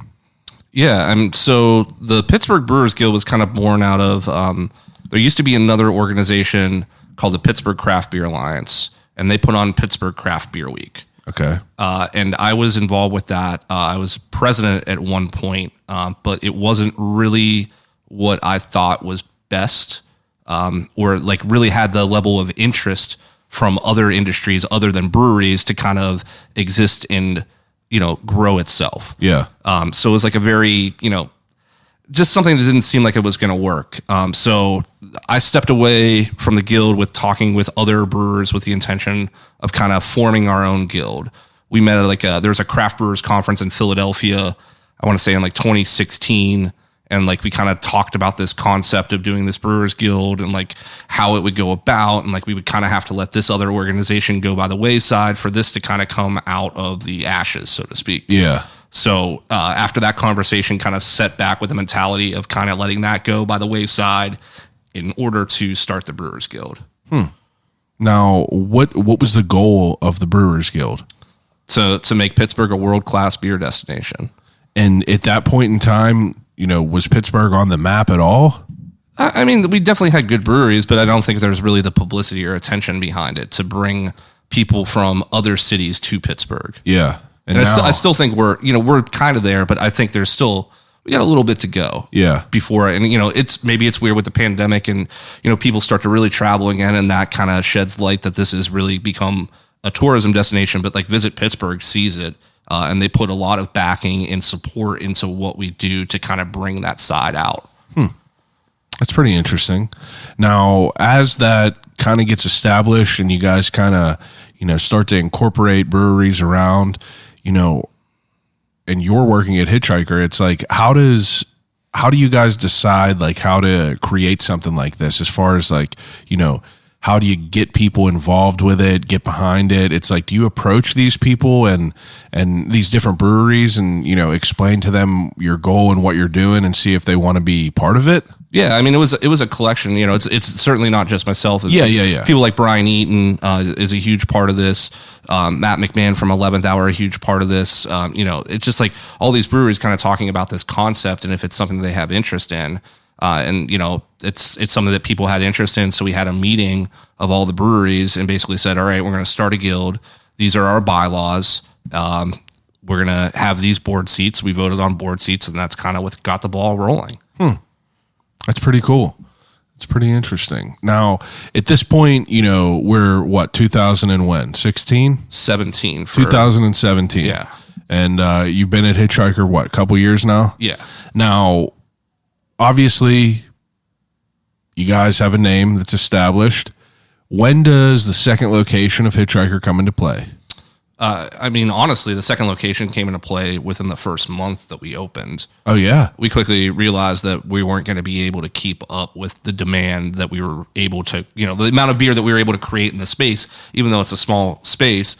People are going to far out exceed what we want when you don't have the capacity to give beer to bars and restaurants, that sort of thing. So we knew it really wasn't going to work. So like literally June of 2014, Gary and I started exchanging emails with spaces. Oh, wow. When does, at first when you're brewing, are you guys just pretty much having your stuff in your tap room? Or yeah, it was pretty much 100% the tap room. And then we would let a keg or two out to like Independent and Squirrel Hill. And that would be the extent of it. Like Permani Brothers for some reason, or like the saloon, like local places. Yeah. But it was like very few and far. It was like only really the winter when things were a little bit slower that we could really send beer out. And then the summer, it was crazy. We wouldn't be able to make enough. So that beer really never, stepped outside of the tap room except for when it was kind of a little bit colder and shittier out. Is there food there? No. Mount Lebanon? No. We've done like hot dogs and tacos and things like that. But now we do food trucks, which is what we do in Sharpsburg as well. Can't beat it. Can't beat it. You can't beat a food truck. I had a cheesesteak on Friday. It was fire. Streets? Yep. Oh, you can't beat it. Yeah. Streets cheesesteak is second to none. But so we're a few years into Hitchhiker now, and it's like you guys are expanding and just making different beers and kind of coming up with different things. Do you have how are you deciding on what you want to do and how many beers are you guys making that get scrapped before you put one out into production. You know, is that like something that you deal with? Definitely something that we deal with. Definitely a question we've had. We've never actually scrapped anything. Really? Yeah. Been fortunate enough to kind of make things that are, you know, they still like might not be up to what we envision, but they're still, you know, good beers. Yeah, drinkable. Yeah. What is if there was ever something that wasn't, though, it would 100% go down the drain. What is like? What are some of your favorites? Like your personal favorites? I mean, for me, Bane is always a favorite. Any IPA, I've always been an IPA person. Yeah. So I love those, but I mean, lagers are really what, you know, I like to drink a lot of beer. Yeah. And, you know, if I'm drinking 6% beers, my evening's probably not going to go great, but I can probably maintain and, you know, have an enjoyable, rememberable, you know, experience without the hangover, the throwing up, because I don't enjoy those aspects either. So it's like, I try really hard to work that fine line where I can get to that border where I drink enough that I'm having a great time, but not so much I'm going to have a bad time when I wake up. Yeah. Because I definitely have a very sensitive stomach as well. And like, if I don't put the right foundation down, I'm going to throw up. Like the acidity from beer is like not good for, I probably got some health thing going on that I need to get checked out, but like I have to prepare my body for it. That's fair. Yeah. That's fair. You drink a lot of water? Yeah. Yeah. Probably not enough though. Probably not enough. That's for sure. That's same with me. But now, you know, as like the demand and everything grows, you know, is it kind of like, you know, you're trying to figure it out along the way? Like, is scaling in beer as volatile as some other things? You know, I talked to Chad from Millie's, and he was saying like scaling ice cream is difficult because it's not always just like the equal amounts, you know, things work differently. You know, is it kind of like a fine, you know, is it kind of like a, you know, a dance to try to figure out, you know, scaling things up? Yeah. I mean, you know, homebrew to pro brew is definitely the biggest leap. Yeah. And then we went from a 3-barrel system to a 15-barrel system. There was definitely a little bit of a leap there, but it's like the equipment. Yeah. The equipment operates differently. It's going to have different efficiency. So there's kind of all these parameters. You got to really get to use the equipment to kind of know how it likes to feel, how it likes to operate, and kind of like work from there. So I think it's, you know, a pro brew size to a pro brew size, not so much a big deal. That's pretty linear. Yeah. There are some small adjustments, but for the most part, it's pretty straightforward. Do you have you had anything crazy happen where like, you know, a whole batch gets ruined or some shit like that? You know, does that stuff like really happen? It does. Like we've had some mechanical failures that have potentially compromised beer, and we've had to do some crazy things to kind of circumvent those failures to ensure the beer ends up being drinkable. But yeah, it's unfortunately we've never been in a situation where we've had to dump something because it hasn't turned out as we intended. That's good. Yeah. What is like? Do you brew all these at the same like batches, like the same batch sizes, or are they different? They're different. So we do anywhere from like we do 8-barrel batches to 15-barrel batches to 30-barrel batches. Wow. That's the size fermenters that we have. So like every batch is brewed to a dedicated fermenter that's that size. So if it's a 30-barrel fermenter, we brew twice on the 15-barrel, you know, fermenter system to fill that. If we do the 8-barrel, then we're just going to do a half batch in the 15-barrel system. Wow. What's like Hitchhiker's most popular? Bane of Existence. You do like a 30-barrel of that? Yeah, every week. Every week? Yeah. Jesus Christ. Now, what's the least popular? Malt liquor. Do you guys have a malt liquor? We did a malt liquor. It didn't do too well. What was it called? Let's Be Friends. Let's Be Friends. It was released for Valentine's Day. You know, if you're feeling lonely, sip on some malt liquor. Sip on a malt liquor. Yeah. So... Now, for you to brew that and you drank that, like, you know, your thoughts of that, you were like, this isn't the best. No, I mean, it's a malt liquor, but it's like it's the not malt for liquor everyone. Consumer is not really necessarily the consumer that buys Hitchhiker beer. I guess. The aficionado. People want old E40. Yeah, rebuild the O in Oakland and then throw that in the coolers there. It probably flies off the shelf. But wow, R.I.P. R.I.P. That's a shame. What do they have there now? Some taco spot? Yeah, some like out of town taco place. I don't even care. I don't even want to pay attention. I ain't paying attention to. Disgusts me. Go to a good place around here like Las Palmas or something. Come on now. Yeah. Okay, so for you to kind of, as a brewer, like, what are your goals whenever you're there? Like, are your goals aligning with the owners as far as like wanting to like grow it? I assume that they're the same, right? You just want to like keep being as good as you could be. Yeah. Now, what kind of shit are you guys doing? Like, is there ways to be like innovative in beer? Like, are you trying to get in front of things and be innovative in different ways? I mean, at the time there was. Yeah. Back in 2014, there was a lot of room for innovation and things that kind of haven't really been done before. 2022, it's kind of saturated now. Yeah, everything is. Yeah, it's like Simpsons did it. Like it's all been done before. So like apart from putting meat in a beer, I really don't know what weird ancillary ingredient I could put into something that would make it different.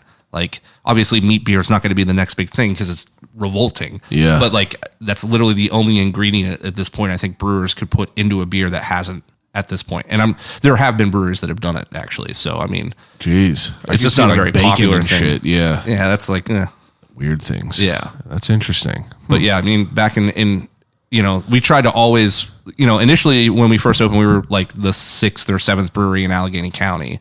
And then Spoonwood Brewing was opening up down the street. And then Mindful Brewing opened up down the street. And then for us, it was like, okay, there are a bunch of breweries in the South Hills here. How are we going to differentiate ourselves from these other South Hills breweries? Yeah. And that's when we started to really do some wild and crazy things that really kind of put us on the track and path that we're in right now. I have some questions that my buddy who's a beer guy asked that I thought were very, very interesting. He said, was it hard to maintain a consistent brand and operation between Mount Lebanon and Sharpsburg locations? At the beginning, yeah, for sure. Why? Just because they're two wildly different locations, Yeah. Sharpsburg's in the old Fort Pitt Brewery building that was, built in 1957 for the tap room. So that vibe and that aesthetic is not really that similar to what we have in Mount Lebanon. So we tried to take like some of the same things. Like at the time when we first did like Edison bulbs, no one did Edison bulbs. That was a new thing. No one did black pipe. That was a new thing. Now it's like literally every stereotypical brewery has that shit. But in 2014, it was like a new and different thing. Yeah. But still try to put some of those elements and incorporate that into Sharpsburg and then try to like keep the vibe. And it's still something you struggle with. It's multiple locations, 2 different staffs, 2 different vibes. Like, to try to keep that consistent is definitely something we still struggle with to make sure that people that stop in have the best experience possible. Yeah, that's interesting to think about that. It is 2 different vibes. This is another interesting one that he had. Pittsburgh obviously has had a brewery boom over the last decade. When you guys opened in 2014, did you think that this many breweries would be open by now? No. No? I never in a million years thought that we'd be pushing 50 breweries. Yeah, like whenever he asked me that, like I figured we would talk about like, how many people open, but like, the mindset of what you guys had back then is very fascinating to me. It's like, did you think that this was going to be like some sort of like, very niche thing that like didn't really ever catch on as mainstream? I mean, I always thought craft beer would catch on more than it had at that point. Yeah. But I never thought it would catch on to the point where 50 people would be, 50 breweries would exist in the county. Yeah. Which is just, crazy. Like Philadelphia. You said 6 were open whenever Hitchhiker opened? Yeah. Yeah, that's pretty wild to think about that. Yeah. And in 8 years, like 44 more? Yeah. Holy shit. Yeah. And how many are part of the guild? Pretty much everyone, with the exception of, I don't know. I think almost everyone is a member right now. Yeah, is there like breweries that are just like that don't like ride for that like want no part of it, or is it just that they don't understand what it is? I think there's just like kind of people that stay in their own lane. Yeah, just that's like anything fair. else. Like I think there are people that like we're talking about beer is very communal, but there's definitely people that are attracted to beer that are just kind of like they do it for themselves. They do it. Well, not. I don't know. Yeah, I guess so. Yeah, but like they're their just, own reasons, like the own way that they want to do things, and like I get that. I kind of feel like that. I kind of feel like I'm a lone wolf in this podcast shit. I do it. I don't really listen to too much of the other stuff. I try to cut myself off from all the rest just so I could, stay fresh with it. I don't know. Take any sort of, not take anything from anyone else. Second part of the question: is the bubble going to burst, and do they anticipate some of them closing because of an oversupply? Ooh, That's a good answer. It's a good question. Oh yeah, I mean, and it's rough for me to ask because I'm supposed to be an advocate. Yeah. Of beer and breweries. But I feel like you would be bullshitting if you didn't, because like people, you could obviously tell that there is all kinds of breweries opening up. Dime a dozen, almost like coffee shops, dime a dozen. Now, not everyone is going to be able to withstand all this saturation. Yeah. I mean, I think as far as the bubble bursting right now, we're at the point where the pin is in the bubble. Yeah. And the bubble itself, the wall is stretching to accommodate the pin, but it's not at the point where it's concave right now. Yeah, it's concave. It's concave right now. Yeah, the pin is in the bubble, but it's not popped it just yet. That'll be interesting. I mean, obviously for the people that are established, there are, but it's almost like what the pandemic did with some of the lower end restaurants that were like kind of cutting corners anyway. It's like the cream rose to the top whenever times got tough, and it's terrible that happens, but sometimes it happens. You just got to deal with it. How would you describe Pittsburgh's beer culture? Does our city embrace certain types of beers other cities don't? Yeah, I mean, I think Pittsburgh is kind of innovative in that sense. I mean, I don't think, and still traveling to this day, like hazy IPA, is obviously a huge thing, and there are other larger cities where it's a huge thing. You travel across the country, like even still, it's not as big as it is in Pittsburgh. Yeah, like so I learned about this is a West Coast IPA usually clear, right? Yes. They're not hazy, right? Correct. Hazy is like the what do you even call it? The muddiness. Was that? I feel like it's a negative connotation. The hazy look inside the cup. You can't see through it like you would, a West Coast IPA. Is that correct? Correct. Now, I want you to explain the meme for me that I think I took a screenshot of it. Maybe I didn't. Oh, I did. So the meme says in the SpongeBob, meme text, all capitals and or capital and lowercase, it says capitalism breeds innovation, and it says the innovation, and it's all hazy IPAs. And then you said consumers drive the want for hazy beers, yet are ridiculed at every turn by the craft beer industry. No matter what, haze sells about 4 times the rate of any other beer style because people like them. Did breweries in 1700s hate on consumers for liking porter too much? Now, why does a hazy IPA, get looked down upon? Oh, 100%. Yeah. Is that like the seltzer of, the craft beer world? No, that would be like the smoothie sour, the highly fruited beer. That would be like the more seltzer like. Okay. But like in brewing, like when you're taught at the very beginning, is like if the beer is not crystal clear, that is a flaw.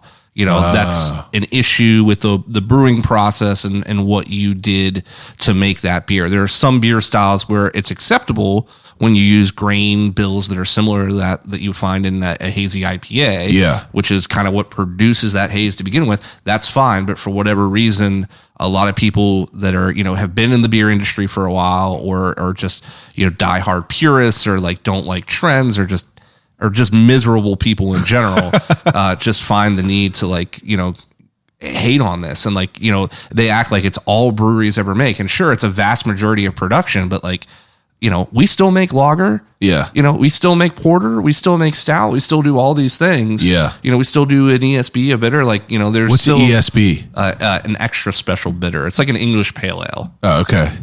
So we still do all these kind of old school things that if you're a purist or a traditionalist, we still have those things for you. Like a Saison? Yeah, Saison. Yeah, exactly. Is that a purist beer? Yeah, 100%. Yeah. I thought it tasted like shit. I didn't like it. Well, you might not have had the right one. I didn't have I can't Saison's a very broad thing. I have to say I only had one, but it wasn't my favorite of all the things that I tried. It was overwhelming at the half-ass beer share. I've brought this up a few times. I feel like we should say what it is. So, explain to me the half-ass beer share. Yeah.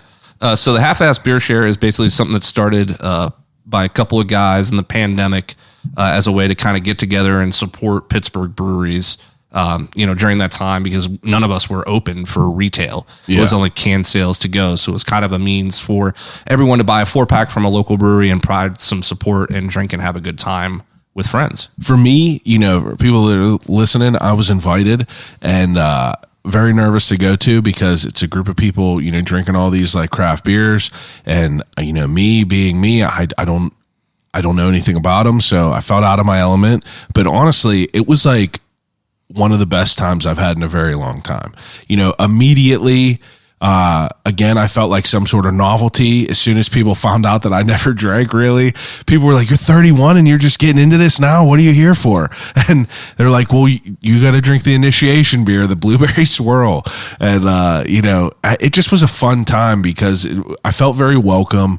It was cool because everyone was like, everyone has their own, like, what they enjoy. And like, there were so many fucking different beers there. And it's the only environment where you could go and, everyone brings these 4-packs and you just get a aluminum ball cup, and you're able to just try sips of all these different beers rather than paying, $19 for a 4-pack and you rolling the dice if you like it or not. So for someone like me, I was like in heaven being able to like just try all these different things and knowing what I dislike.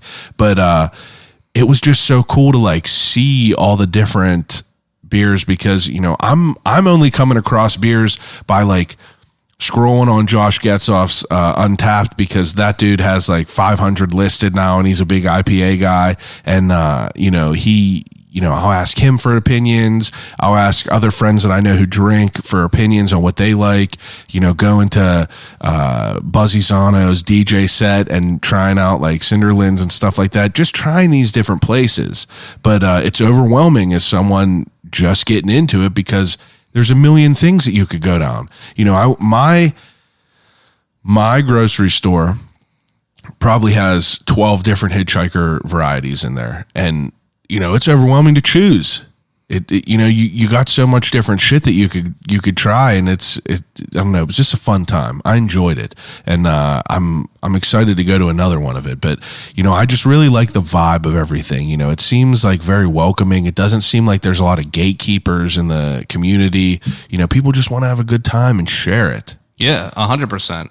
And like that especially is just like, I don't know, I think that group kind of embodies what beer is all about. Because I think there's definitely gatekeeping to a certain extent, for sure. But Yeah. like, I think the people that are kind of like in like fancies, not even necessarily fancy themselves as that, but are kind of that to begin with, don't really associate in these kind of circles. Yeah, that would make sense.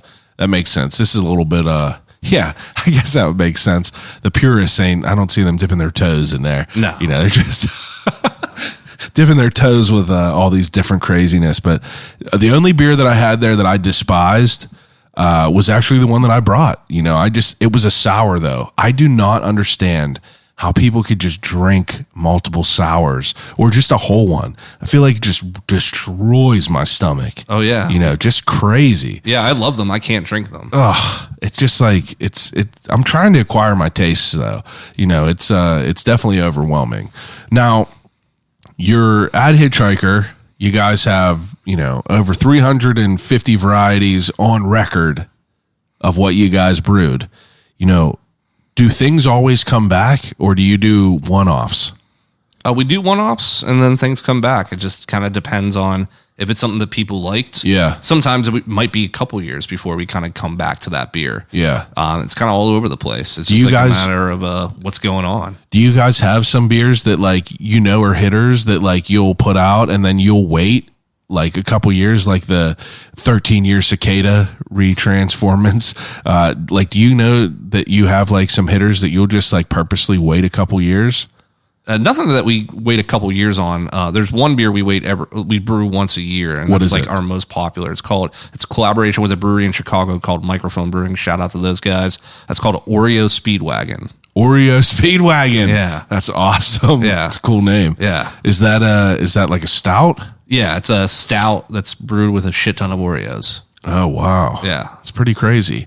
It's cool because like for me, I'm starting to follow these people and like seeing on everyone's stories, I'll see Caudle brewing down in Allegheny, and like I follow Dia Noyes, and they were brewing some with Cinderlands, and like, they were bringing whole bread in there, and it's just wild that like you guys are just throwing these ingredients in there. So if you could break it down, can you break down a brewing process for me, for the layman? Oh yeah. Very easy. I would love to. I would love to hear about it from beginning to end. Yeah. All we're doing is fermenting a soup. But I'm talking about, I want a concept, like for you guys to come up with Bane of Existence, Oh, okay. I want to know like a concept. Like, do you like how would you describe Bane of Existence? Because on Untapped, they're like, oh, is this creamy, hazy, fruity? Like, I feel like they all taste citrusy to me. Maybe I'm not to that point yet where I could tell them different flavor notes, but do you guys act like, what flavor notes are described in Bane of Existence? Grapefruit and mango are the two most prevalent. Okay. Now, in the beginning, before you guys even made this, was that like something that you had in your mind? Like, we want a grapefruit base with like a mango base? Or is it kind of just, how does that come to be? I mean, initially it started as kind of like a rotating thing. So it didn't have like a set hop regimen. It was always like when we were newer, we really couldn't get all the hops that we wanted to because we were so small. Yeah. So we kind of left with like, the leftovers of like what other breweries didn't want. So when we first made that beer, it was brewed with a totally different, hop base than what it has currently. Okay. As we grew and were able to obtain more hops that we kind of wanted to use on a regular basis, then we kind of put those in Bane. And ever since, it's always been 2 hops, Citra and Simcoe. And Citra is a very grapefruit forward hop. So is Simcoe.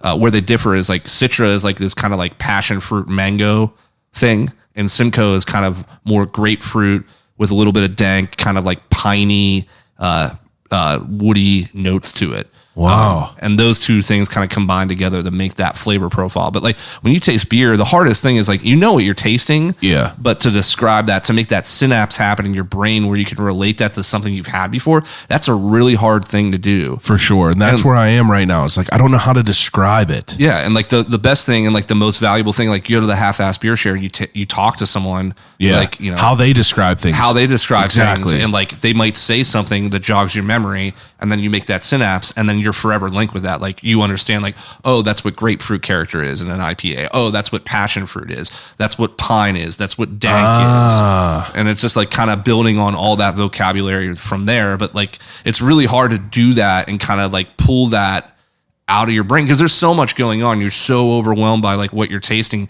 to pull out and pinpoint one specific thing. But the second that someone says that, and you taste that beer, it's like, snaps. I understand now. You told me something at the half-ass beer share that blew my mind. It was after I tried that Saison, and I was like, I'm not a fan of this. And I explained why. I said it tasted kind of like champagne, and I did not like that. And you explained to me why it tasted like champagne. And then you told me about that beer that they brewed in Alaska that people equated to tasting like fish. Yeah. But because they used the same wood that these people smoked their fish and meats with. So as they brewed this beer with this wood and they tasted really the wood flavor, and they put it in their mind. It like made that connection in their mind, that wood flavor with fish, because you smoke them fish with that wood flavor. And I remember thinking that and thinking like, holy shit, like that's crazy to even just think about it. Yeah. But now you said Citron and Citra and Simcoe. Citra and Simcoe. So grapefruit and mango flavor notes. Do you not use grapefruits and mangoes in that beer? It's all 100% hops. Wow. So, I mean, I just like are a lot of beers just used with hops, but like some random ones are brewed with Oreos and shit? I don't get that. Yeah. So like, I mean, generally an IPA is like that beer is all hops giving that flavor. Okay. But there can be an IPA with fruit. There can be a milkshake IPA, an IPA with fruit, milk, sugar, and vanilla. Now, if I drink some of these IPAs, they're all tasting like citrus. A lot of them, a lot of them don't have actual fruit in them. It's all just the hop. Yeah. Oh, wow. Yeah. Now, how many different hops are there? Is that like, is it unmeasurable? No, I mean, I mean, in terms of commercial variety, there's probably a few hundred that people use. Okay. But they're always trying to work and develop new hops, especially now that craft beer has become this like booming industry. There's all these kind of like programs to breed and develop new hop varieties by, breeding this hop variety with this hop variety. What do you get? Yeah, it's like weed. People are making cross strains. Yeah, and hops are a cousin of weed. I mean, they're literally the same thing. The same terpenes that give hops or weed its flavor and characteristic. When you hit that weed, that's the same thing that you're getting when you drink that beer. My boss at work, one of the owners of my job, he's an older guy, but he knew that I never drank, and I told him I knew that he was a big craft beer. He loves IPAs, like he's real into it. He'll just drive across the country just to go to breweries, and I come in and I'm like, man, I'm getting into beer, and I'm talking to him about stuff. And he was like, he knows I do the podcast, but he was wearing a hat, and it looked like a weed bud, but it was a hop bud on there.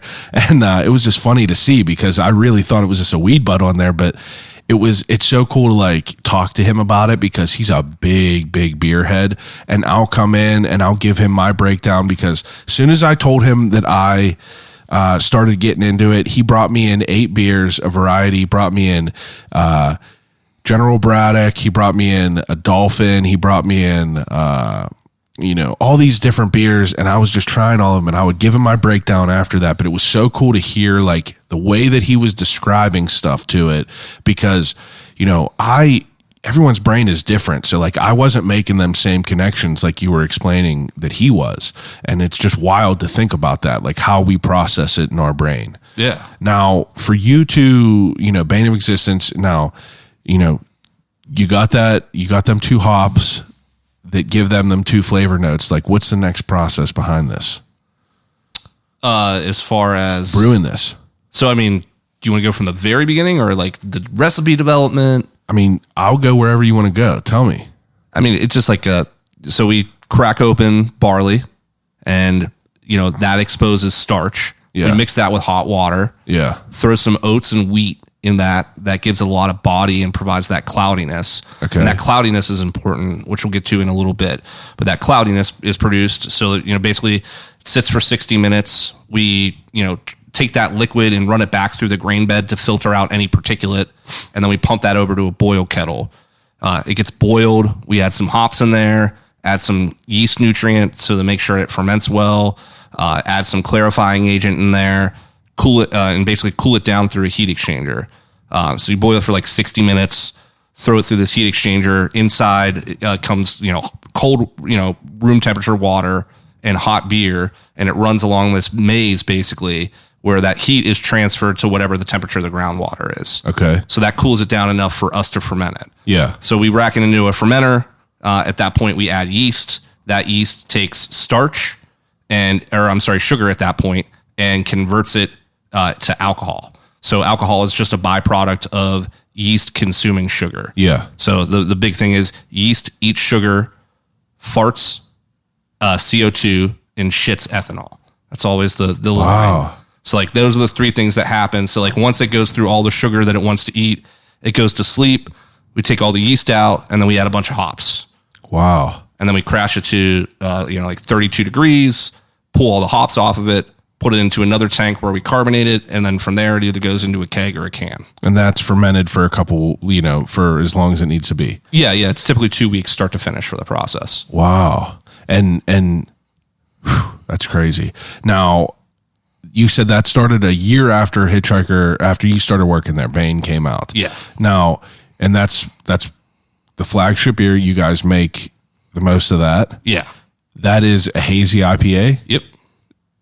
And is it like, is this just a fine-tuned recipe now where you don't sway from it at all? Yeah, it's just been, we've brewed it so much. I mean, there will definitely be little tweaks here and there that we'll do to it, but it's like nothing that anyone else is ever really going to notice. That's what I was curious. Like, I'm sure that if you just like come up with a recipe that's just like a fucking banger, yins are going to, if it's not broke, don't fix it. Right. So I was just curious, if you guys if you do take those like creative liberties and like kind of like sway them on and off, because like, I feel like you're in a fine line of like, people liking what they like in that certain time or that certain kind, to almost like, the uniqueness of each batch. You know what I mean? It's almost like a tie-dye shirt. It's Yeah. like, it could all look the same, but it's all going to have a little bit of differences in it. Oh, yeah.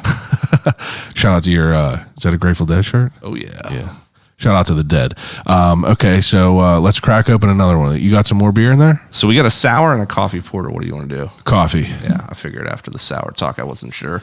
I mean, I'll drink it. I'm not scared. I'm probably not going to drink a lot of it, but the coffee porter, though, what's this called?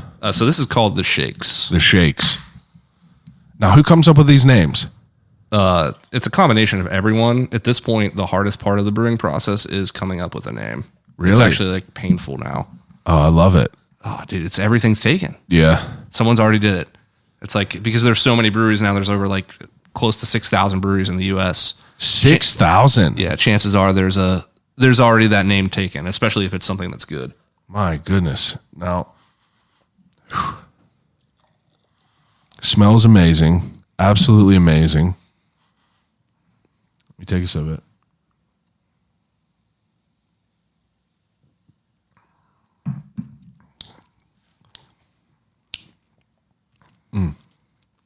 It's very tasty. It is. It's very tasty. What is the core differences of a porter? Like what makes this a porter? What is Dark a porter? malt, roasted malt. Oh, okay. So like in an IPA, it's generally just like plain, like it's roasted to a certain point, but it doesn't give it any real color. Yeah. The longer that you kind of roast malt, you kiln malt really. The longer that you do that, you can make it like coffee. You can burn it to a crisp. Yeah. So like at a certain point, it provides caramel characteristics. At one point, it provides dark fruit characteristics. And then when you start to get into like that darker territory, that's when you start to get chocolate and coffee and that sort of stuff. So that's basically like, the same base that we have in a Bane of Existence, but we add a little bit of this dark malt to it to give it that same, that flavor from the malt that kind of matches with the coffee that also makes it dark. Wow. That's pretty wild. So is there no coffee in this? No, there is coffee. There's a shit ton of coffee. Does that have like caffeine in it now too? Yes. Oh, wow. So like we've never had it tested in a lab. My best math, and this is just a guess, it's probably like maybe 35 milligrams of caffeine in a full 16-ounce serving. So it's like a cup of coffee. Yeah. It's like this is like we're making cold brew, but instead of using water, we're using beer. Ah, that's cool to describe it like that. Tastes really, really great. Like I could drink this in breakfast. Yeah. Do you usually drink this for breakfast? Sometimes. It depends on what's going on. Now, are you someone that gravitates towards every type of beer? Is there any beer you don't like? I love everything. Everything. Yeah. I mean, there's definitely beer that I'll gravitate to. Like, what's and like drink your more. least favorite? Like your least favorite beer? You don't have one? If I had to pick one, put your heart aside and the love of everything. And I want to know what you dislike, where you're just like, this ain't good. I don't care. Like a Hefeweizen. I don't even know what that is. See? So like a German wheat beer. Oh, okay. To me, just like a lot of times they just taste like ham. Like not ham's the best beer in the world. Like literal like ham. There was one point where I was very young and impressionable tasting beer, and I was having a Hefeweizen, and I was like, I don't like this at all. And I couldn't figure out why. And my one friend was like, because it tastes like ham. And I was like, ever since then, like I can't get past that because that's just what I get out of those beers. Every now and again there will be a good one, I'm sure, but like for the most part, it's really hard for me to like that fermentation profile produced by the yeast that's very specific to that beer. Very hammy. It's the hot dog water or something. I don't know. Shout out to Limp Bizkit. Yeah. That's hilarious. Hammy. It tastes very hammy. Now, like a coffee porter, is this like considered to be like a very popular beer? Or is this like a kind of a niche type person? It's kind of like, it has like we've been doing it so long. There's like, this is one of the few beers like we keep bringing back over and over again. So like if it's cold out, if it's winter out, it does really well. Okay. And we'll probably bring it back more during that time frame. But do you like make this in the summer? Yeah, but not nearly as much. often. Yeah. Like it maybe gets brewed once or twice when it's really hot out. But like when it's cold out, maybe once a month, if not more. That's pretty interesting. Coffee porter. The Shakes. I love the color of it. The color, I mean, like the label and everything. Pretty awesome. Yeah, that's all Gary, the owner, does all that stuff. He does all the labels? Yeah. Wow. He's like a graphic designer? Yeah. Oh, man. That's pretty cool. That was my next question. He does all the labels designs. Man, Telekinesis. This is good. I feel like that, some porters that I've had, they remind me of like a fucking steak sauce or like an au jus. And I'm like, I don't really want to drink, the drippings of a T-bone right now. But like, this is cool. I like the coffee. So you're already developing the flavor profiles. You're doing well.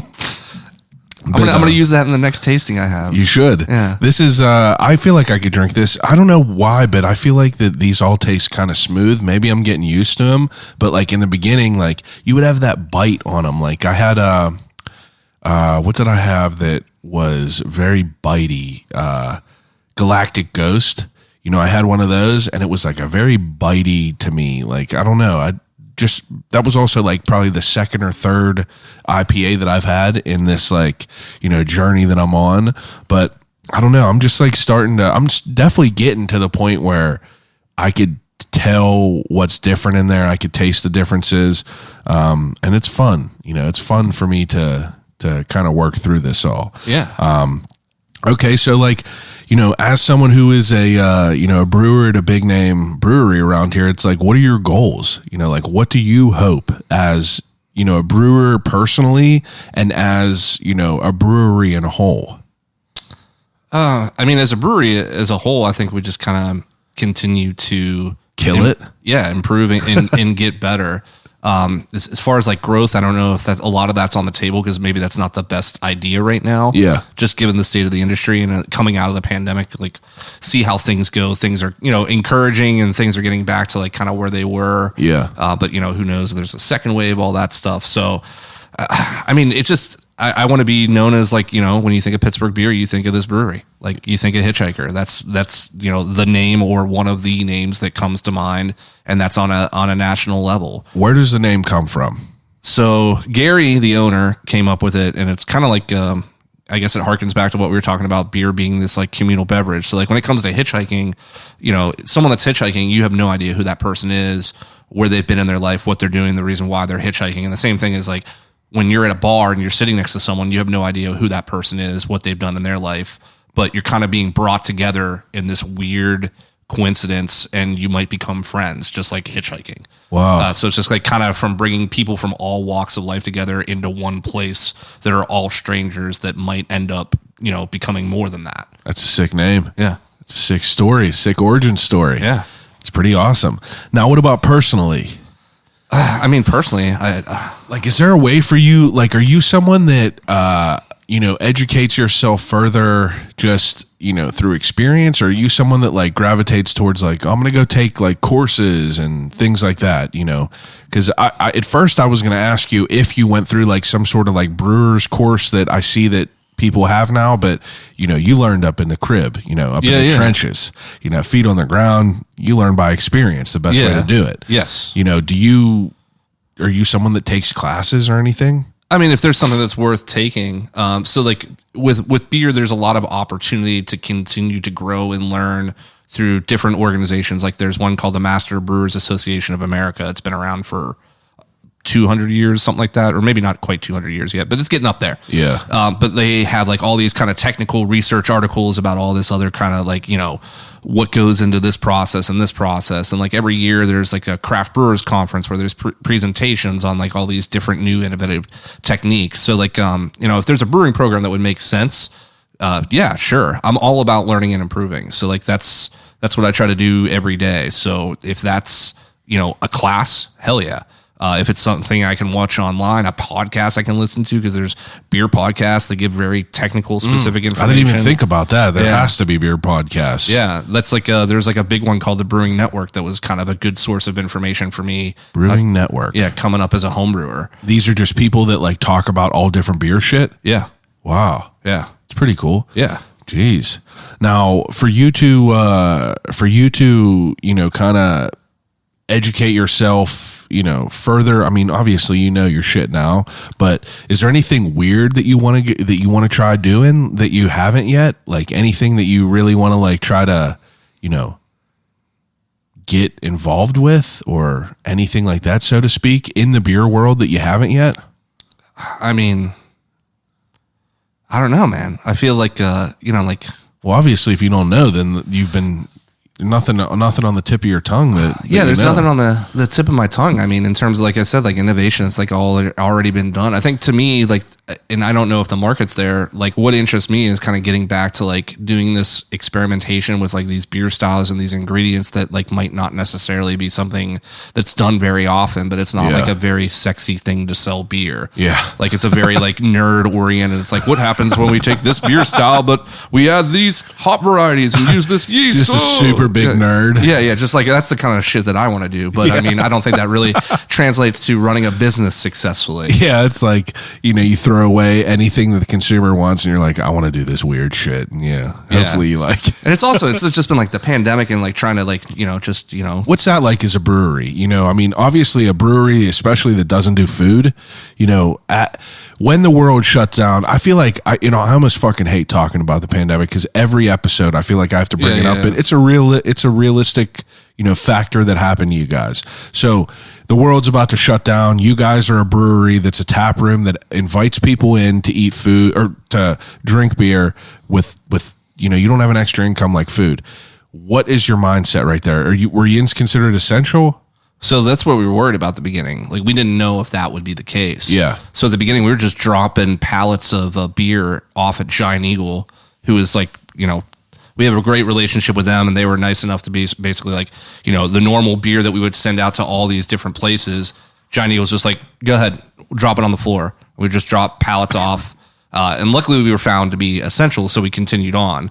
But that initial beginning, we definitely scary as usual. We didn't know what the hell was going to happen, so we were dropping shit off and basically panicking because we weren't sure if we're going to be able to keep the doors open. And we had a bunch of beer to move. Now, besides like Giant Eagle and like some other small grocers, like what other places can you find your cans? We're everywhere at this point. If there's not a beer distributor that has us, ask for it. Yeah.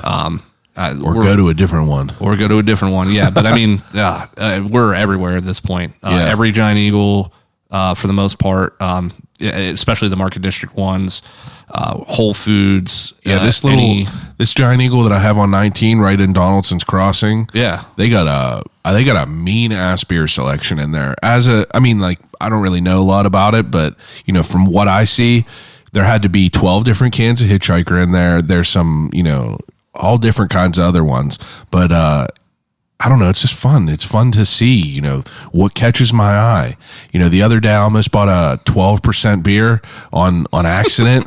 I was like, whoa. Because my guy was like, it's 5.7. And like, I went to go buy it and I was like, this says 12. Like I would probably die, if I drank one of them, I'd be hammered. Yeah. But I don't know. It's fun to be involved in it. It's fun to be involved in it this far out because like, I never dabbled. So like I have this like, these ever flowing green pastures of just opportunity for me to, go frolic about in. Yeah. And all these awesome people like you, Coddle, Buzzy, and everyone just kind of embracing this like newbie. Just like I asked Coddle the same thing. I'm like, I need to know like your first 5 that you got, like what should I try? What's like the run of the mill? What do I stay away from? That's what I asked him. I said, what should I not bring to the beer share? I don't want to be that dude that like brought that like, novelty item where they're like, get this kid out of here. Yeah, like that blueberry milkshake. Yeah, something like that. I was just like, what should I not bring? Yeah. But I don't know. It's a fun thing to see from afar. I'm excited to kind of dabble in it with all you good people that are involved with it. But I am curious, like the pandemic. Like, how do you guys withstand something like that? I mean, it was easy after we found out we're going to be open. Yeah. And I mean, everyone was so supportive. Were people coming in were you able to sit in there to drink? No, we were just selling to go. And like we opened for a little bit and like, but people were just copping cans. Like, that was pretty much like all you had to do. Yeah. We would open for small stretches, but it was like either it would be something that either we would be shut down from the county or state, or we would just shut down out of like, just, this is not the best idea for us to be open and exposing our employees to this environment. Yeah. Like, let's just shut up and, close shop for a little bit and just sell beer to go. What about, go ahead. But I mean, people were they were buying cans left and right. Like, what about products as far as, manufacturing, like not as far as manufacturing, but like, ingredients and shit like that. Did you have everything problems with that?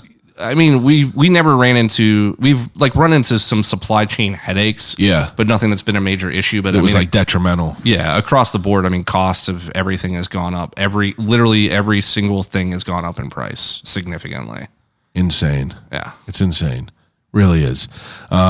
Okay, so ending segment that I do with. Did I miss anything before we get into like the juicy stuff? Oh, I have no idea, man. I don't know. Did we miss anything? I don't know, but I was overwhelmed trying to like have you in here and talk to you, but like I'm like trying to keep shit in line in my head. Like I used to be a rapper. That's the only thing I can think of. Let's not talk about that. I was like I want to touch on like how this started, how he got to Hitchhiker, like what it's like brewing. I feel like we did a pretty good job at navigating through it all. Oh yeah.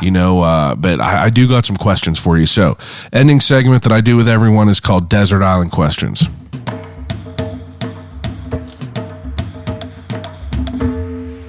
All right, desert island questions. Whenever I give each guest 3 categories to take with them on a desert island to use until they starve to death and die. First category, 3 movies to watch on a desert island. You get to pick 3 movies. You get an integrated DVD player, 12-inch TV that you would have in your room as a little kid, and you get 3 DVDs to just watch forever until you finally die. What are they? We're going to go Shawshank Redemption.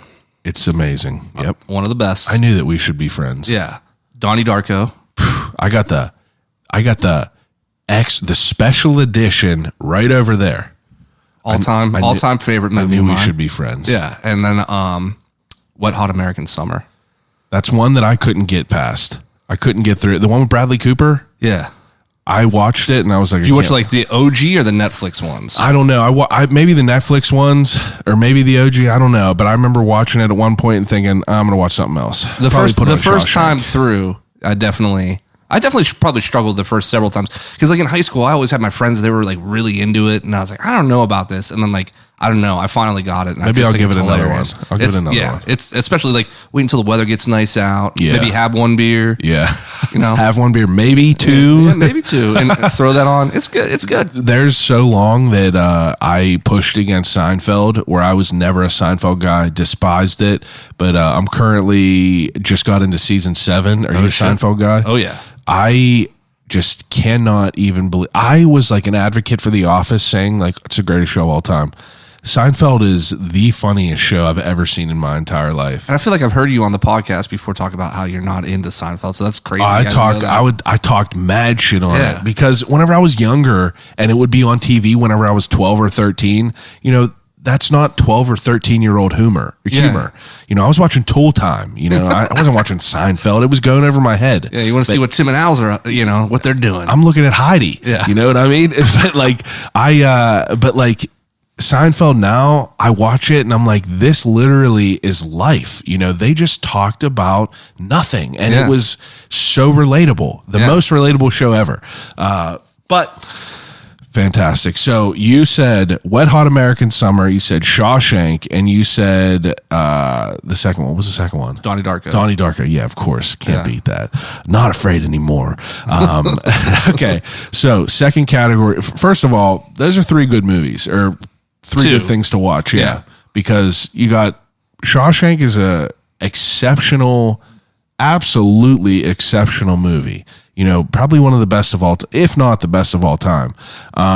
My first good IPA brewery experience was actually whenever I took my wife to go see Mansfield Penitentiary. We went there, took a tour, but they had this brewery called Phoenix Brewing.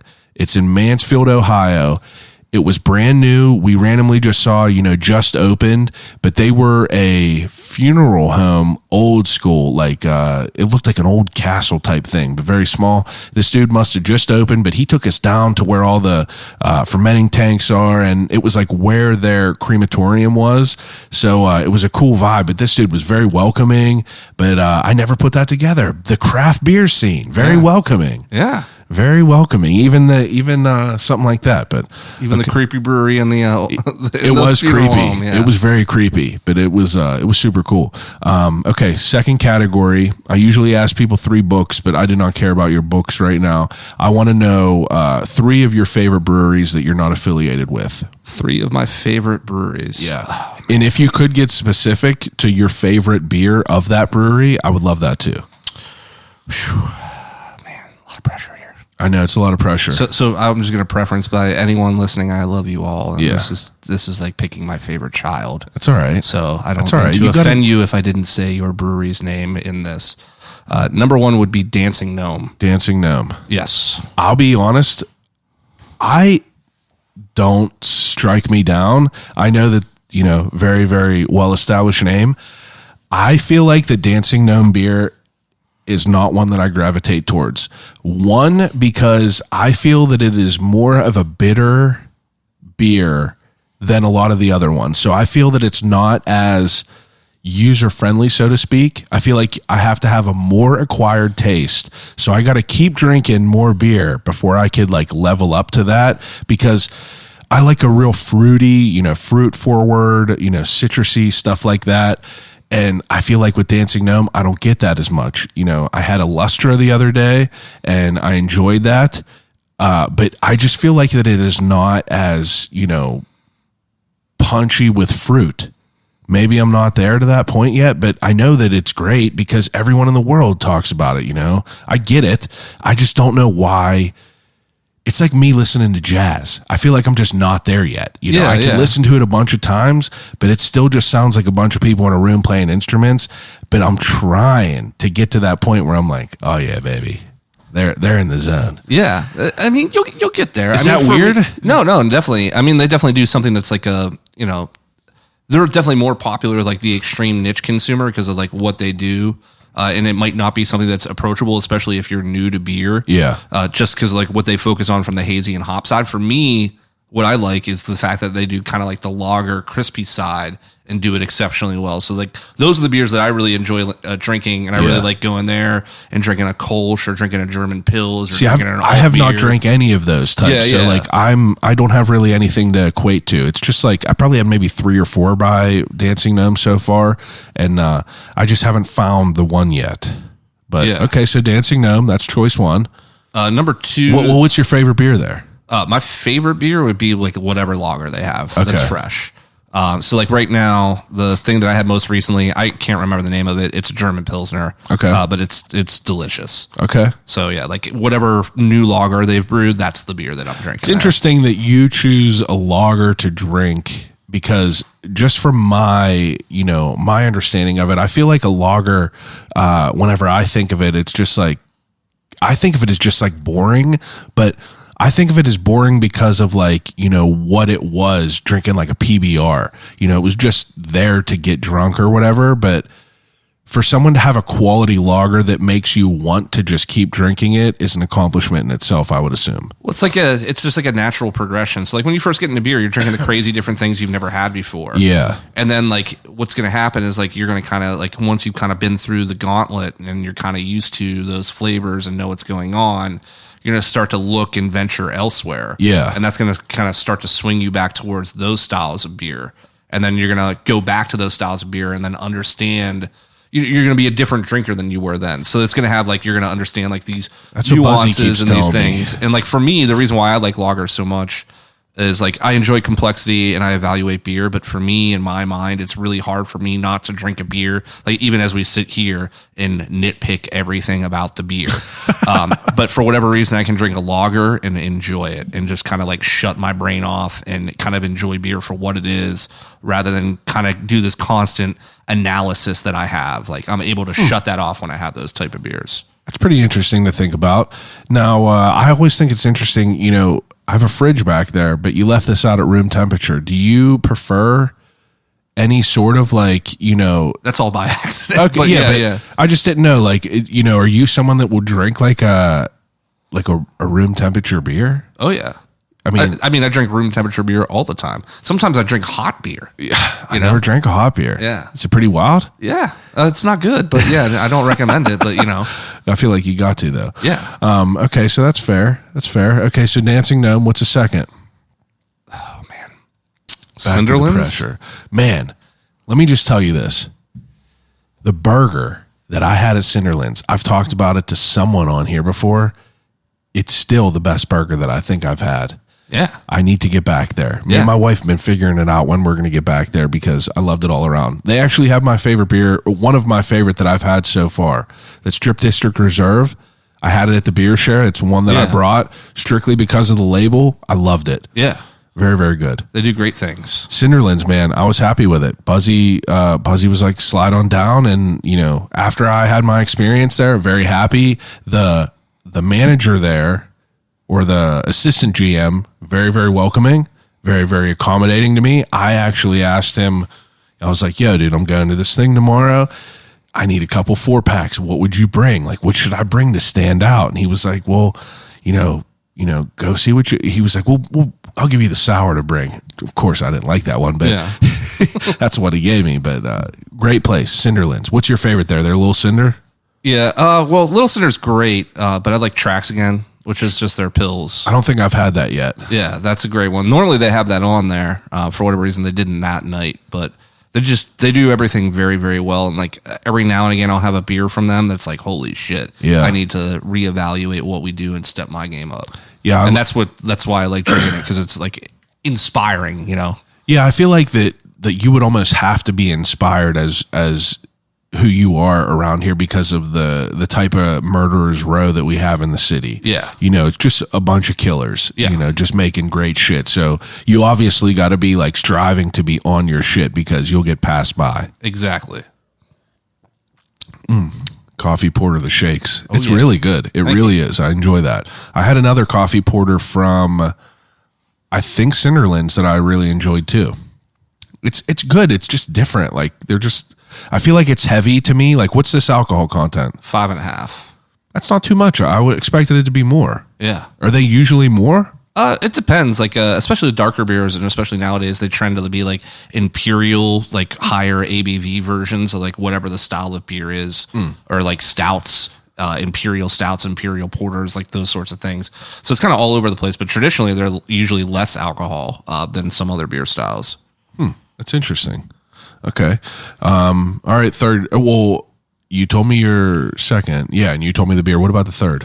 Third, this is rough because I'm going to probably forget someone. What if I give you two more choices? No, that's fine. Okay. I can do it. I love you, Grist House. I love you, Allegheny City. I love all you guys, but it's going to be Old Thunder. Old Thunder. Yeah. What's that? That's a brewery? Yeah. Where's that? Blawnox. Yeah. Shout out to Eileen down in Blawnox. Oh, yeah. Old Thunder Brewing. I don't know if I've heard of that or had it. Yeah, they're a little bit new. They've been open for just over a year. Oh, wow. The two guys that brew there kind of helped start it, came over from Brew Gentlemen and kind of helped Brew Gentlemen get off the ground. So they're just exceptionally well-rounded, great brewers. Yeah. And, they've just, since they've opened those doors, they've killed it. It's another brewery that I drink a beer from, and I'm like, fuck. What is, gotta do better. What's your favorite from there? I really like their IPA False Kingdom. False Kingdom. That's a cool name, too. Or they have a 340 lager, I believe, and it's a Helles. Helles, what does that mean? A Helles is like a Pilsner, and it's just a little more malt forward than a Pilsner would be. So it's brewed with like these two types of malts that are a little roastier and toastier than just straight Pilsner. So it gives it a little bit of like bready complexity, bread toast sort of thing going on. That's interesting to hear. Now, is there like a limitless amount of varieties? Like there's lager, Pilsner, Colt. Like how many of those varieties are there? Is there a shitload? There's definitely a lot. I think like the biggest classification is like maybe a couple hundred. At the most. Yeah, I just didn't know. But it's like, it keeps, like, people keep inventing more and more, and then, like, the things that have been invented, you can, like, chop them up however you want to make those even categories on themselves, so. Okay. But as far as, like, officially recognized, I think, like, the Brewers Association is, like, getting close to 200 styles they recognize as official styles. That's pretty wild. Yeah. What about What about like brewers as far as like, I remember my boy's dad used to be or he didn't used to be, but he's a diabetic. And I remember him drinking Straub. Yeah. St. Mary's, PA. St. Mary's, PA. Shout out to Straub. Like, do you guys ever like have that sort of like mindset whenever you're coming up with a beer, as far as like, did he drink that because it's like no sugar or like gluten free or some shit? Like, I don't know. No, it's just regular old beer. Is it regular old beer? Yeah. I swear, I was like, oh, that's like sugar-free beer or some shit. No. I swear all beer's got sugar in it. Maybe he told me that whenever I was real young and I was just very naive and I believed him. But is there like dietary restriction beer? Could they make beer? I mean, there's like people? Non-alcoholic beer. Well, but not that. But yeah. I mean, there's like, like gluten-free stuff. But I mean, in terms of like sugar content, sugar's kind of like a part of I guess you have to have it. Yeah. Like there's like certain beer, like yeast can consume all the sugar that's in the beer. Yeah. So there might not be any residual sugar, but that's not anything that Straub does. Interesting. Yeah. What's your thoughts on non-alcoholic beer? It's good. I mean, it has its place. You've had some? Yeah. Is there people around here that make it? No one around here, because you need a lot of expensive equipment to do that. Okay. But there's like a really popular one now is called Athletic Brewing. Athletic Brewing. And they do some pretty good NA stuff for, what it is. I told Caudle before I was getting into like, trying different beers, I was like, yo, dude, I want to try to brew a non-alcoholic beer. I want to like team up and do a collab. And he was like, yeah, it's gonna be difficult. I was like, all right, yeah. And then he told me you need like all different equipment and shit like that, so it's understandable. But I would like to try something. I was very interested in it before getting into this because, I wanted to be able to like basically bring just like a upper scale, ginger ale or some shit. I don't want to be drunk still, but I want to be able to, bring something delicious to drink at a party. You know what I mean? But we'll cross that bridge when we come to it. Maybe I'll just get a collaborate. Maybe I'll work on a collaboration. Yeah. We'll figure something out. Yeah, we can freeze distill it or something. We'll figure something out. Freeze distill it. Yeah. I'll just do it in my house in the old wash tub. That's how they used to do it. Third category. All right. Is 3 CDs to take on a desert island. Oh, man. First is going to be Most Def, Talib Kweli, and DJ High Tech Black Star. Wow. That'll be number 1. Number 2, really like the Grateful Dead. Even though this isn't an album of theirs, it was made into an album. It's a show. It's Grateful Dead, May 7th, 1977, Cornell University. It's like one of their most famous shows. Ever heard of it? Yeah. I tripped balls to that one time, and that holds a special place in my heart. So that would be one. And then I guess the last one is rough, man. That is rough. I'm going to cut out 3. any downtime so you can not, you don't have to rack your brain and panic. I thought it was going to be prepared though, because I'm familiar with the podcast. I was like, oh, I'll get this. Everyone, one of those guys was like, everyone always is like, yeah, I listen to all of them, but I don't know why I never thought of answers to this yet. Yeah. You should think how I feel. It's like I think you're going to be episode 204, and I still don't really have a great answer for any of these questions. It changes daily, really. Yeah. And that's like what I'm trying to think of right now. I guess the last one would be Minus the Bear, Planet of Ice. Minus the Bear. Yeah. Wow, been a minute. Yeah. I used to listen to them a decent amount. Yeah. It's been a minute for sure. Are you a big show guy still? Yeah. What are the last few shows you've been to? So there's like a couple weeks back, I went to the Roxy 3 times in 1 week. So wow. Saw Bob Weir and the Wolf Brothers on Wednesday. Never heard of them. Bob Weir's the rhythm guitarist from the Grateful Dead. Oh shit. So this is like he basically like plays like a lighter, like more acoustic oriented versions of Grateful Dead songs. And Wolf Brother? Yeah, the Wolf Bros. The Wolf Bros. Yeah. That's cool. Yeah. I like that name. So saw that, and then Friday saw Pup. Yeah. I know a few people that are like, it's my favorite band ever. Yeah. Like my boy Coop, I think he was the first person that I knew of posting music by them. Never listened to it, but I just remember seeing Pup the band, and I remember thinking, it's a funny name. Still don't think I've ever listened to them yet. Is it what kind of music is it? It's like punk. Oh, okay. Yeah. Yeah, I would have no idea.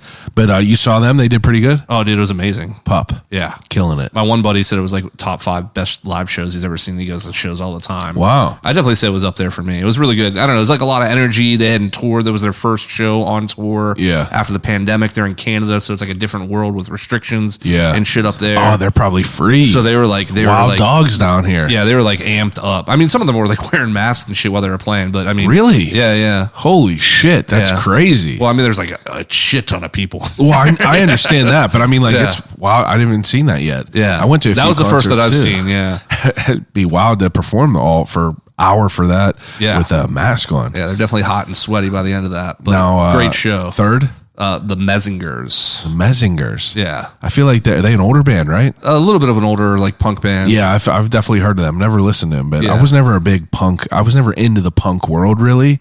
I don't know if like I'm even classifying it right. That's like all right. that's not a genre that I dip my like. I listen to a broad range of music. That's not something I necessarily.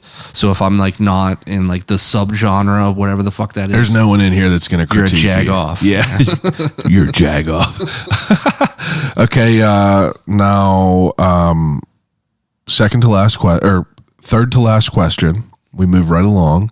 I do a question called the death row meal. Oh man. So, the death row meal is whenever you get one final meal before you get put to death, either by lethal injection or firing squad or alcohol poisoning. You get an appetizer, a main course, and a dessert, and a beverage. What would that be? The appetizer would be. This is probably lame, but a Caesar salad, man. Caesar salad? I fucking love Caesar salad. Nothing wrong with a Caesar salad. Who got a good one around here? I mean, I don't even know, really. Like, I just feel like I get it anywhere Yeah. I can see it. That's fair. And I'm Caesar salad. That's Caesar good. salad. I don't know if that's been picked on here. I mean, First time like, for or a everything. soft pretzel. A soft pretzel would be good as well. That's a pretzel day right Yeah. now. Pretzel is my least favorite snack of all time. Oh, really? Yeah, I've never ordered a pretzel, but I did see one the other day when we went to, I don't know where we went, but they were good looking ass pretzels. And I was like, man, almost might order one of them, but I didn't. Okay, so you had the main course. Smash burger with fries, baby. Smash burger. I'm a burger guy. I love too. it. What kind of fries? Shoestring. Oh, yeah. Come on now. Shoestring fries? Yeah. Or curly? I get curly. Yeah. I'm a curly fry or a shoestring, but or they're 50-50. waffle. Waffle's all right. But if I'm going to pick one, I'm going to go shoestring. Waffle is inconsistent, though. Yeah. They got to be crispy. It can't be like that Chick-fil-A soggy bullshit. Yeah, but hey, bite your tongue. Chick-fil-A, come on now. Oh, the most overrated. Come on. Do you think? Oh, dude, are you kidding me? Come on. Dude, in what world does a chicken sandwich just have the bare minimum of crispiness acceptable?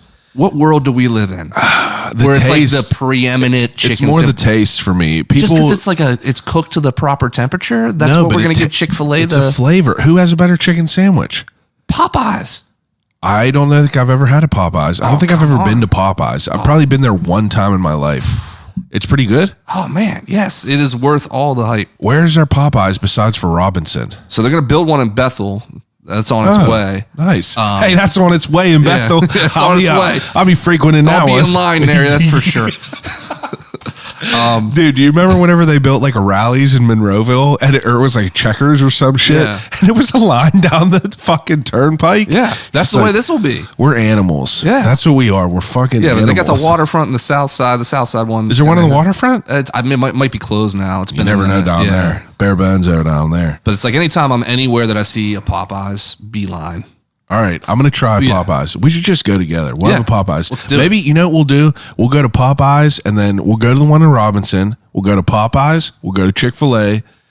Give it a little who's who. We'll try them out. I like it. Because, you know, I'm usually a texture guy. You're the only person that's ever mentioned Chick-fil-A's not crispy whatsoever. It's just got like the little bits, and that's not enough to sell me on it just because the chicken's moist. That's Come fair. on. That's a Come fair on. point. I want a crispy coating all the way around that thing, and then the moist chicken. That is a fair point, but the honey sriracha sauce and the honey mustard that they have there is almost worth it themselves to go. But I will. I agree with the buffalo. The buffalo's good. My wife gets buffalo. That's we'll go to that. Okay, so how do we even? Oh, we were talking about waffle fries. Yeah, That's yeah. fair. Shoestring or curly and a smash burger. Yeah. Have you had a burger around here that you enjoy? Like, what's the best burger around here? I mean, Cinderlands is up there. Yeah. There's a place in Dormont. I live in Dormont called Moonlit Burgers. Oh yeah, I had That's that. absolutely delicious. I think Oak Hill Post is probably the best though. Oak Hill Post. Where's that? Oak Hill Post is in Brookline. So right now they're only open like 9 to 3, and they do like a delicious breakfast. But like for a lunch spot, they have incredible smash burgers. So I got to call off work to go there. Yeah. And I would be remiss if I didn't say this. Red's also in Brookline, which is right next door. Also has a great smash burger. I'm a smash burger guy. I me enjoy too. them. Man. All right. Dessert? It's gonna be a cheesecake, man. Cheesecake. Yeah. What kind of topping?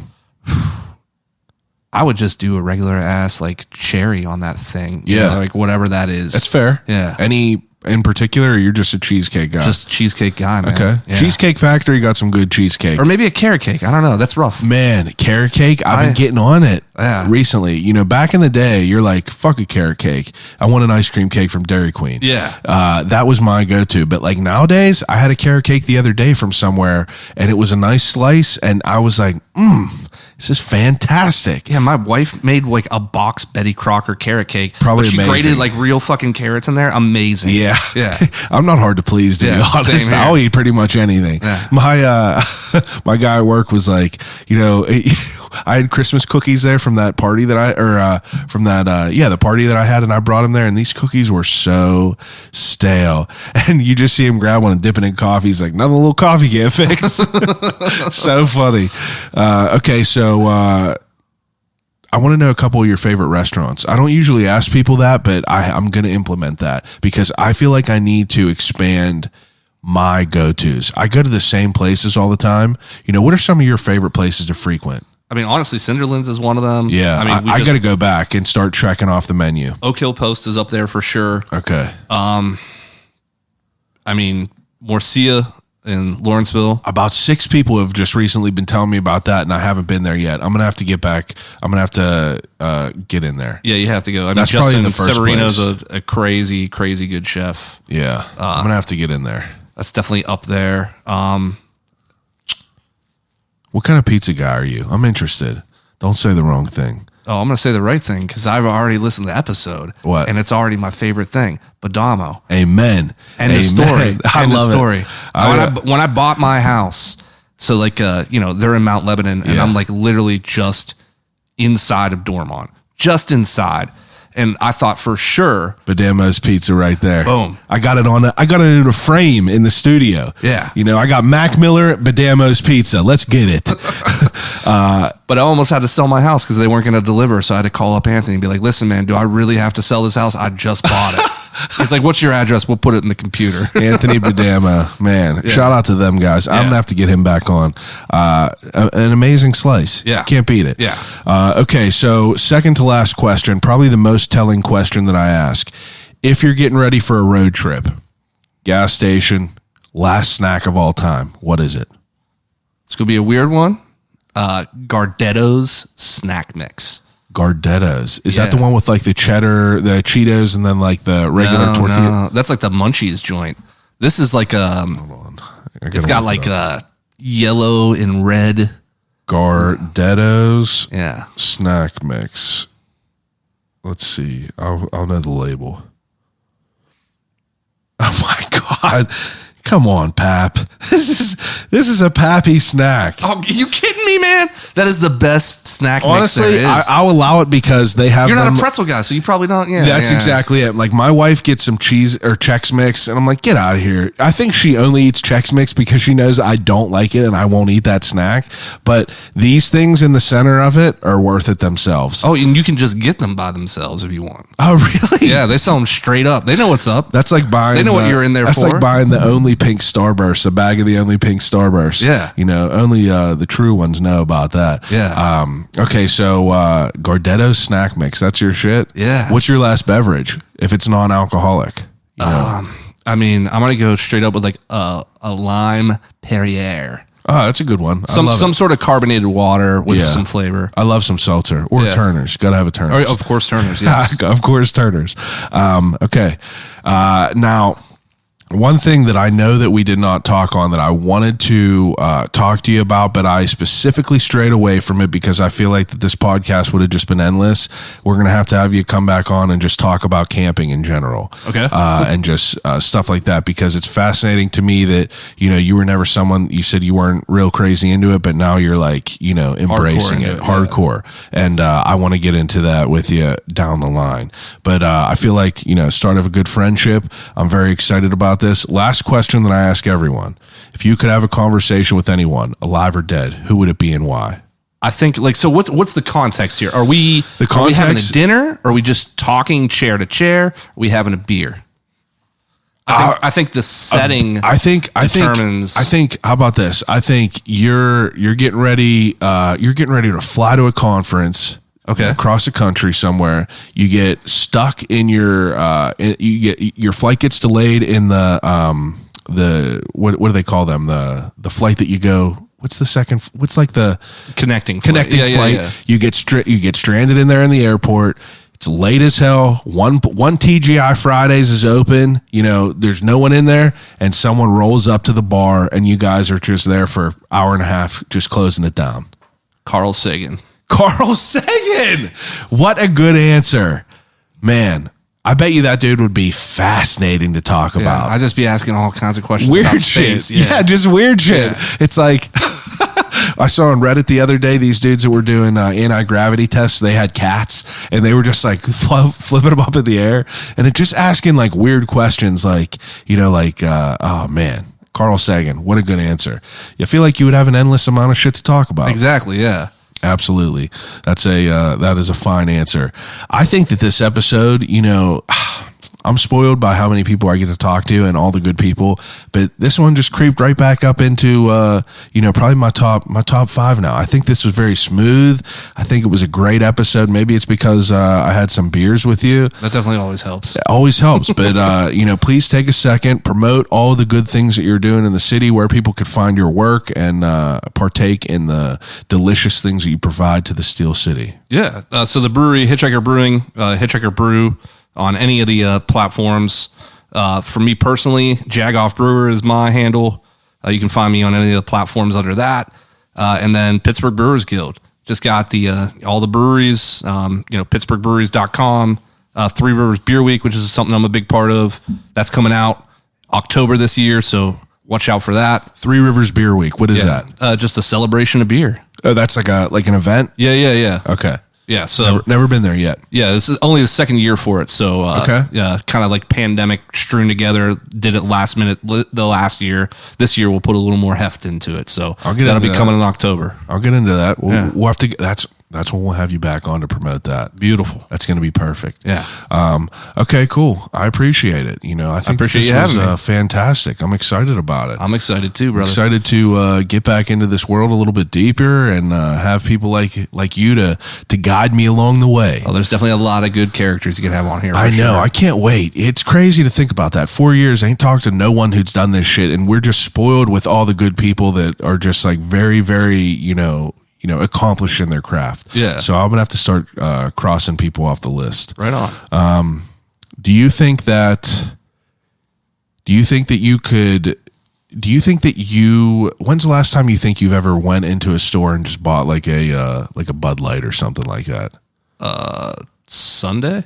Oh yeah? Yeah. Okay, I just wanted to know you still know your roots and stuff like that. Oh yeah. Like I said, I got to shut that evaluation process off. Sunday, like 3 days ago. Yeah, it's always hams, but I mean sometimes it's banquet, sometimes it's high life. Love that. But especially if I'm like my in-laws, just crushing Bud Lights all day long. Tale as old as time. Yep. Everyone that's listening, thank you as usual. This is the third time I'm trying to record this, but another great episode, another week, another great episode again next week. But thanks for listening. Call you right back.